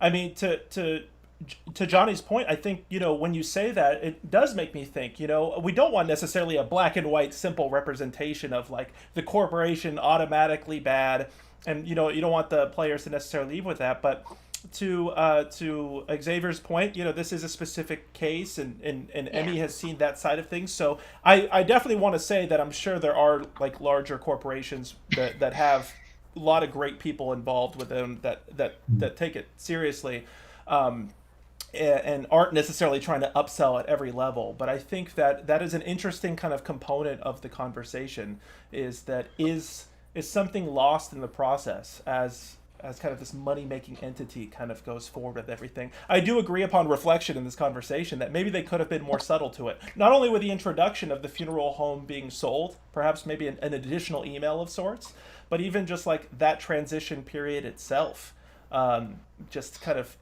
taking more time to consider what that transition I think so. would be. I think so, because it just kind of like, even if, you know, like I said, it hinted at it, and then it just sort of happened, and then the guy was just awful, and you were just supposed to not like the guy at all, because corporation, hard not to like him, you know, right?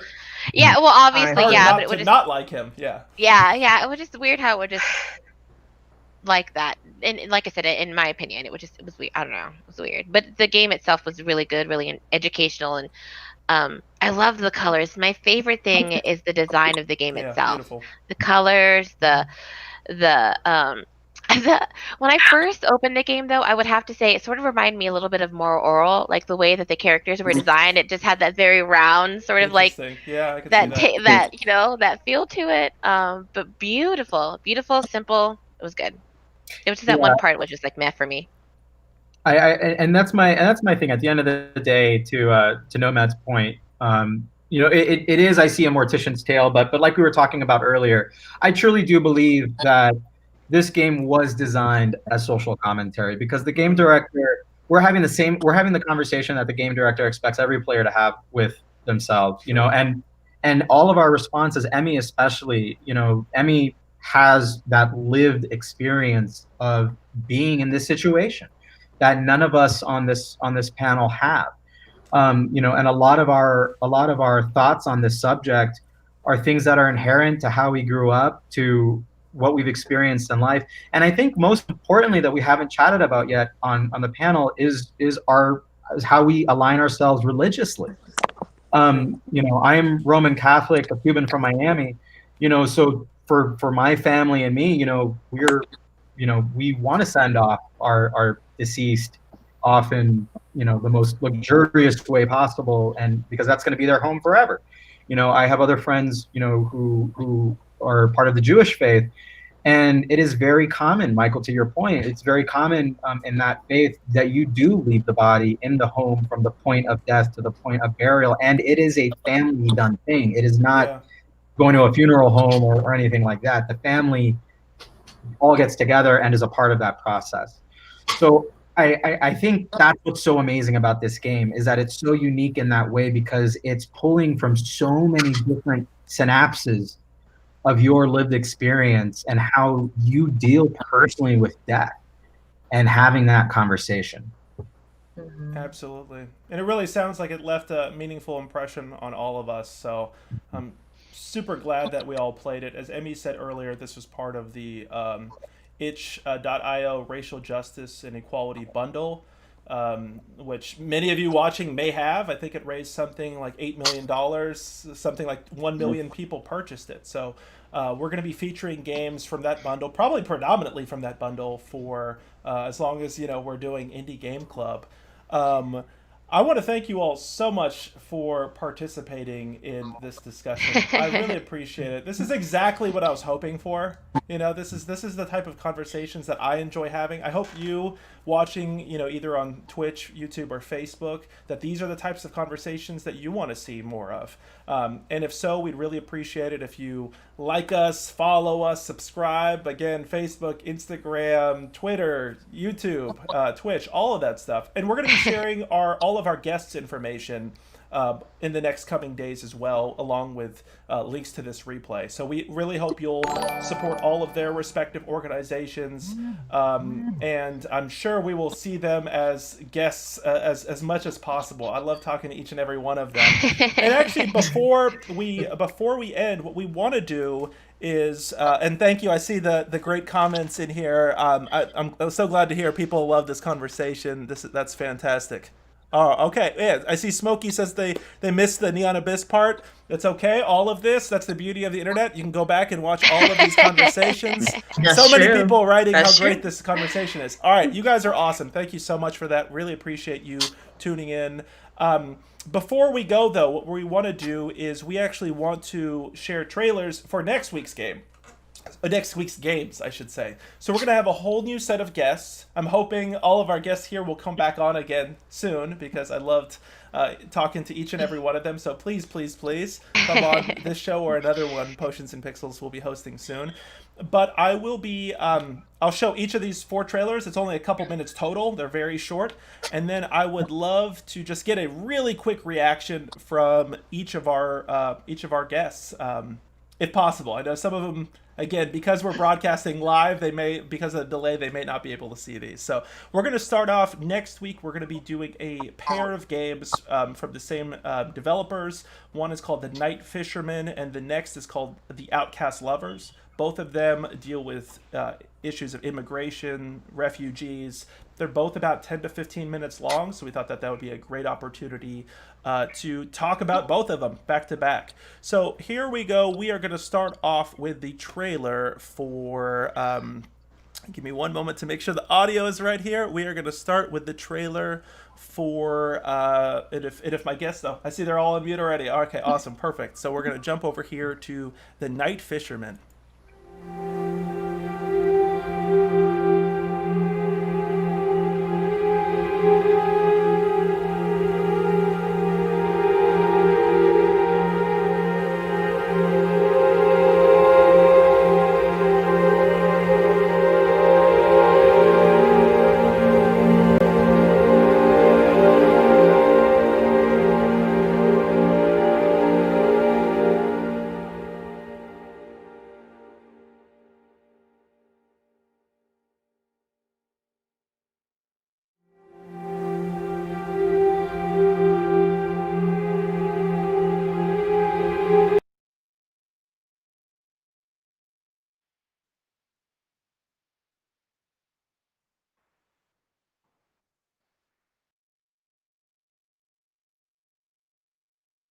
All right, I'm back off. I had to jump off mute there real quick. So that was the trailer for The Night Fisherman, everyone.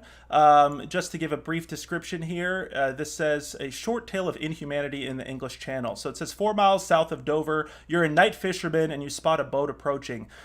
You bait your rod and steel yourself, ready for interrogation. Once he arrives, the man on the opposite deck is calm, civilized, and he has a shotgun slung across his back. How's this gonna go down? So let me show the other trailer for this other developer's game, and then I'll get a quick reaction from our panelists here. So this next trailer we are going to show is again from the same developers. It is The Outcast Lovers. So we're gonna flip over to this.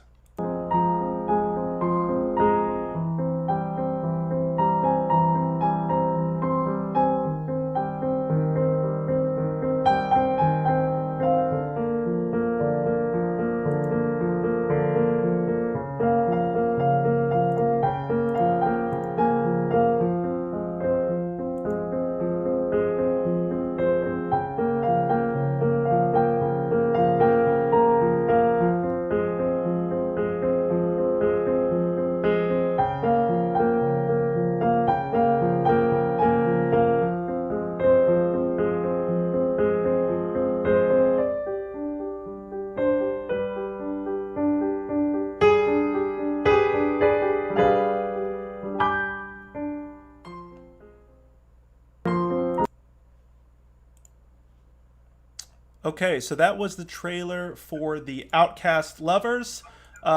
Briefly, I'll give a description of that. It says on an island in the English Channel, also similar setting. It says driving home late one night, you encounter a refugee in distress. They are looking for salvation. Do you hand them over to violent authorities or risk sheltering them yourself?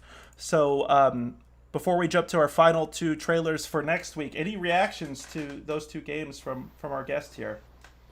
When I first Outcast looks beautiful.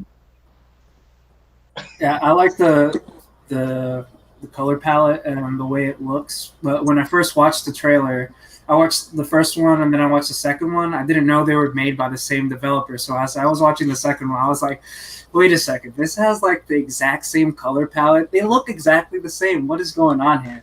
And then I realized, okay, it's the same developer. But it looks interesting. It looks like it's like a very short story, kind of like a 24-hour intense kind of stories for each of them. Yeah. Emmy, you want to jump in here?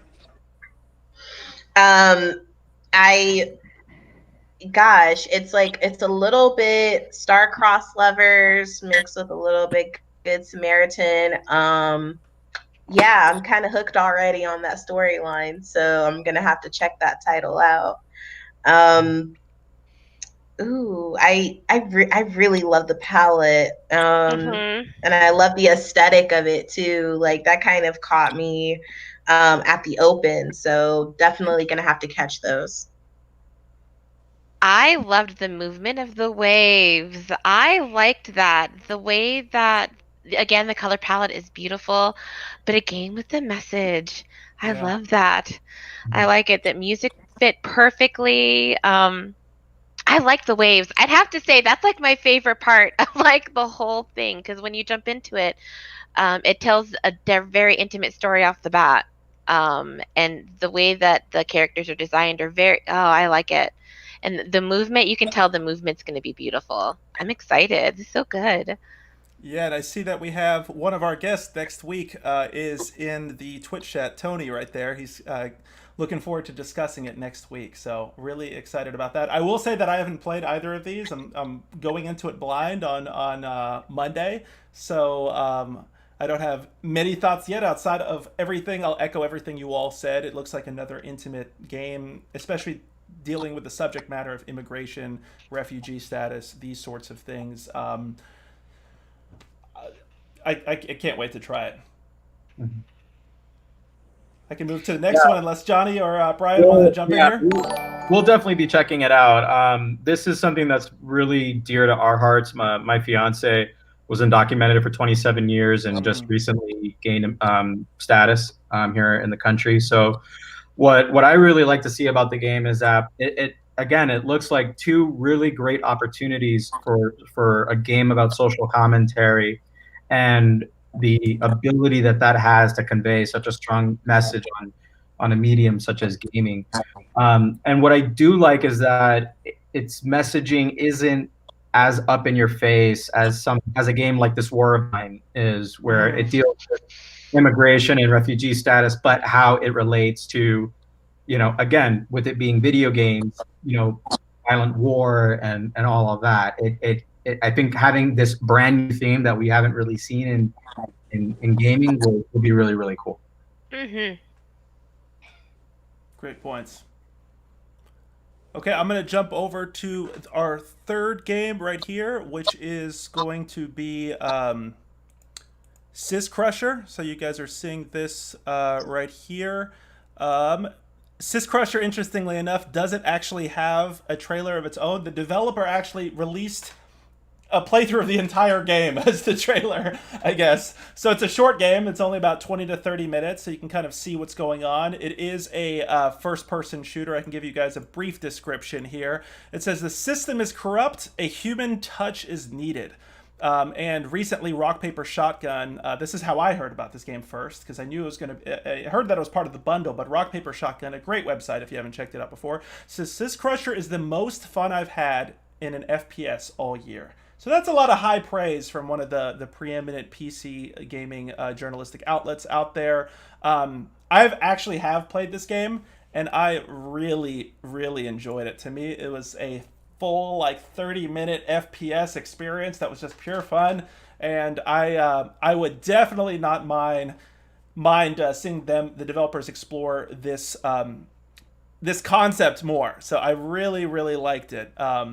For those that saw the trailer, any reactions to Sis Crusher? Definitely not as much of a social commentary game, more so it has seemed a little bit of a message there. I'm not going to dismiss it, but you're definitely shooting robots in the head for fun here. Any thoughts? Very, very retro style. It's got that retro feel to it. Very honestly, to if I would have seen this, I would have thought it would make a very good VR game. Right? Sure. I think it's got that good VR vibes, very retro, very 80s. I've noticed the themes seem to be very colorful, somber and very 80s eclectic. When it comes to games like this recently, it's different. It's different. I would definitely try it out. I don't know how good I would be at it, but it's 30 minutes. You said? Yeah, 20 to 30 minutes. It's 20 just to 30 minutes, solid, huh? No downtime FPS. I really enjoyed it. Okay. I would have. All right. 30 minutes. Okay. You don't really hear of an FPS game being 20 or 30 minutes. So Yeah, that, for sure. that's intriguing. That's You know, intriguing. it kind of reminds me of Perfect Dark, actually. Yeah. And everything. It looks really cool. We had that at our first event too. Oh yeah, Perfect yeah, Dark. you guys did. Yeah. I see some comments in the chat. We have a comment Yeah, saying it very looks Tron. like Tron mixed with Mirror's Edge. Absolutely. Mirror's Right. Edge, a personal favorite of mine. And actually, above that, I see Smokey writing about looks like Deus Ex, old style. That's my favorite game of all time, or at Yeah, I least was top gonna 5 say for that. sure. So I definitely hear you on that. Absolutely. Yeah, this is just really satisfying gameplay. So I hope you all give that a shot. Okay, finally moving on to our last trailer. This game, the final game we're gonna show off, is a game that's actually been around for a few years now. It's a Devolver Digital title. It is one of the reasons we chose it is because it's part of the itch Racial Justice and Equality bundle, but it's also on Game Pass. So we really want to make this Indie Game Club as accessible as possible for everyone. So hopefully, if you either have the bundle or on Game Pass, or maybe you pick this up, I think Epic Games Store gave it out free at one point, if I'm not mistaken. It's definitely been on multiple bundles, but the game is called Minute. And this is also one that I've played and I'm really excited for. So let's turn it over to the trailer for Minute.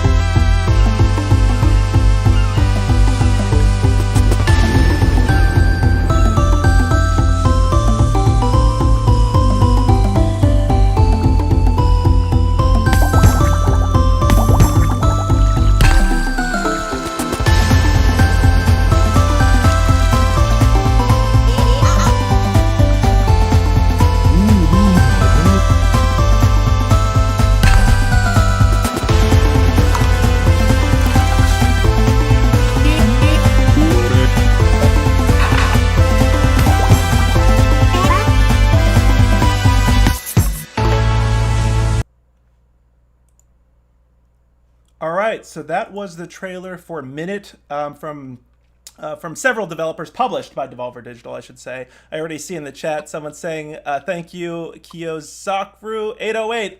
I love this game. Definitely tuning in. Thank you for that enthusiasm. We really appreciate it. Yeah, I've played this game before. I absolutely love it. For those, if you didn't pick it up from the trailer, you have 1 minute to live, essentially, and then the game ends and you have to start again. But the nice thing is what you do to the environment is permanent. So if you can cut a tree down, for example, and open up a different area of the map, then the next time you come alive for your minute of gameplay, you can now access that new area. Guests, what do you think about this? Have any of you guys played this before? Have you heard about it? Are you excited about it? What do you think? I've heard about it. I've seen it before. I've been wanting to play it. It definitely looks like lots of fun. Yeah. I like the art style too. Absolutely. Yeah, I've heard about this game, and it looks like a really cool cross between Undertale and like a top-down like Link's Awakening kind of game. It looks Very awesome. Zelda, yeah, for sure. It's like a perpetual Game Plus mode game. I think there actually is a Game Plus mode on top of that, if I remember correctly. I may be wrong. Maybe somebody in the chat can tell me. Oh, and Tony in the chat says, spoiler alert, Minute, really awesome game, and I'm 7 hours into an hour and a half game. So that shows you that it is. If that's not an endorsement, that should literally be one of the quotes there. That the short game. I don't know. Uh-oh. All right. I don't know. I love some controversial opinions. Legend, let's hear it. I don't know. I don't know if I like the graphics, or I don't know if I like that trailer, period. It doesn't. Okay. Why not? If you had not have said that each time you die you unlock a map, that's kind of like, oh, okay. Not necessarily a map, but your actions. But the actions that you do your that are actions permanent will stay. Really? I don't know. I don't know. Yeah. It has a very sort of like Oregon Trail type of like feel to it. I don't. I would. Okay. I don't know if I would try it. Yeah. If it was for this, for Indie Club, I would do it. But I don't think on my own I would. You guys are saying enough positive things that I would probably give it a go. But first glance, not knowing you guys, I probably wouldn't play. Well, we appreciate that opinion. That's definitely Right. good to Yeah. hear. Emmy, what about I you? probably wouldn't. Do you share those thoughts? Are you excited to play? What do you think? I'm usually one of those, like, I'll try something once or twice. Like, I'll try something once, and then, like, if I didn't like it the first time, I may try it again just to be like, am I sure I didn't like it? So I would give it a try. I'm not as hyped for that title as I was for the titles that were shown in the other previews, but I would give it a shot. Cool. Definitely give it a shot.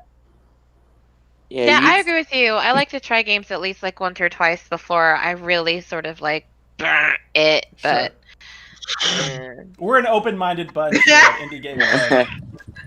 Yeah, you've talked this up to me a lot, Mike.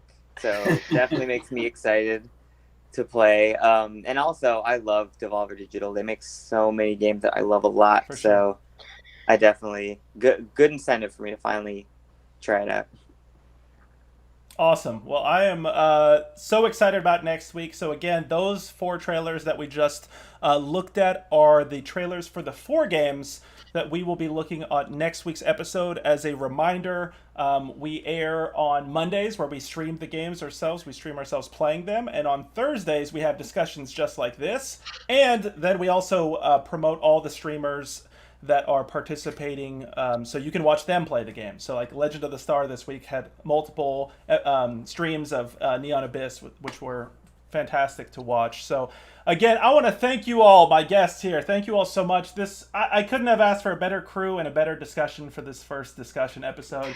You guys were amazing. I really appreciate it. You came with that heat, and I think you guys have set like the bar now to where, I don't know, Tony, I don't know if you're still there, and I don't know if some of the other guests are for next week are in there, but I think they might be sweating right now, thinking that they need to... I'm a hard act to follow, Yes. let me tell you. They need to bring the heat next week. Hard act. So thank you all so much. So what I am going to do here is I'm going to end this conversation and make a few more announcements, but I will be checking with our guests right after this on some chat and thanking you all and sharing your stuff on social media. So thank you. If you're in the Twitch, YouTube, or Facebook stream, clap it up for our guests here. Clap it up. We love these guys. Thank you. Really appreciate it. So thank you all so much. Really appreciate it. All right, folks, so thanks again for tuning in to Indie Game Club. Again, you can see our schedule here. We show off these games. We play them on Mondays, and then we discuss them on Thursdays. So I really hope you like this content. We need you to join the Indie Game Club. The first rule of Indie Game Club, you have to talk about Indie Game Club. Hopefully somebody appreciated that Cordy Fight Club reference there. So please, please, please spread the word about Indie Game Club. Spread the word about Potions and Pixels. We're a non-profit organization that utilizes games to create social impact. So we really appreciate your support. We're on all social media platforms. We're on YouTube. We are on Twitch. So I will quickly go through the rest of our schedule. If you did not see, 2 days ago we had Black Voices in Gaming, which you'll notice that Emmy, our guest today, was also a guest on that panel. It was a great conversation. You can find the archived version of this on Facebook, YouTube, and it's still on Twitch. So please check that out if you can. If you enjoyed these types of conversations, we will be having them every Tuesday. Next Tuesday, this coming Tuesday, I should say. Also, Emmy is on here. Super excited to have her on multiple shows. Anytime we can have her on, we do, and appreciate her so much. And this is a conversation called Women in Gaming, and it's going to be a deeper exploration into the Athena Alliance CLT Gaming Goddesses, a phenomenal female-centric organization based out of Charlotte, North Carolina. Can't wait to have that discussion with these 4 individuals here. Then, Tuesday after that, we will be having a conversation about custom game controllers. So it says here, join us for a live online discussion exploring the art and technology behind custom game controllers. And I will say it's also exploring the people and the stories behind those who are in this world. This is going to be a really exciting conversation. Again, all of these are sponsored by Lowe's. We really appreciate their support throughout for all of these social and educational activities. Very much appreciated. Then we'll be following this up with Games to the Rescue. This is a conversation about how games are being used to fight coronavirus. Did you know that? Many people didn't. there are several games out here right now that are being utilized to fight coronavirus, and not just in the ways you may think in terms of encouraging people, of course, to wear masks, but to actually find cures and solutions on the medical side of things. So definitely look forward to that conversation. Heading into September, we have Hispanic Voices in Gaming. We will have an interview with Julio Y. Nazario, a North Carolina-based game designer who is on a hot streak. He's coming out hot with 3 games right now to come out, at least 3 games in 2020. One of them recently dropped in Target. So we're the one in the background you see there called Control. We're super excited to have that conversation with him. Of course, we have online game nights. If you're not part of our Discord, what are y'all doing? You got to get on that. Our Discord is alive all the time, and we have game nights on Wednesdays and Saturdays at 6 p.m. So join us, please, on Discord. Wednesdays and Saturdays, we play a variety of video games and board games, and would love to have you there with us. We also launched this week the Potions and Pixels Online League featuring Super Smash Bros. Ultimate. This is a free league open to all skill levels. I want to reiterate, free league open to all skill levels. What makes it exciting is because of the ranking system we're using, you're actually going to play against people of a similar rank. So gone are the days where you enter a tournament and you all lose to the best player, right? Well, we're tired of that. We're trying to switch things up here and make it so that you're playing among players of the same skill level, and you can move up these bracket or these tiers and grow as a player. And leading that effort is our newest staff member, Winter Soul. So we're super excited to have him leading that, and he will be hosting multiple sessions a week. So if you want to learn more, be a better Smash player, get in on this right here. Yes, I see you, Smokey, there. Thank you. I see Darth Sabulba. Thank you. So many people here in the chat. Thank you all, whether you're chatting on Twitch, YouTube, or Facebook. We appreciate it. Yes, this is Smash and Learn. So Wednesdays, starting this coming week, this allows you to learn about characters, how to play on certain levels, all sorts of techniques, and we'll have guests for those shows as well. But it's a great opportunity to learn and grow as a Smash player, regardless of your skill level.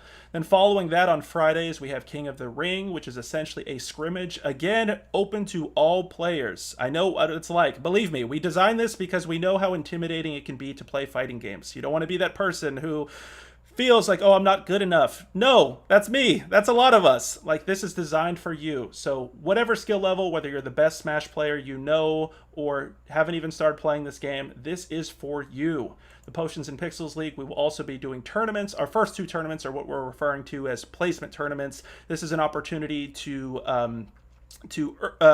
get your place on the ranking system so that we can pair you up with players of a similar skill level. So those are the activities we have lined up for you, and of course there is much more to come. But again, thank you all for participating today. Really appreciate it. My name is Michael Zhitkov. I am the founder and executive director of Potions and Pixels. Please check us out. And that, my friends, is Indie Game.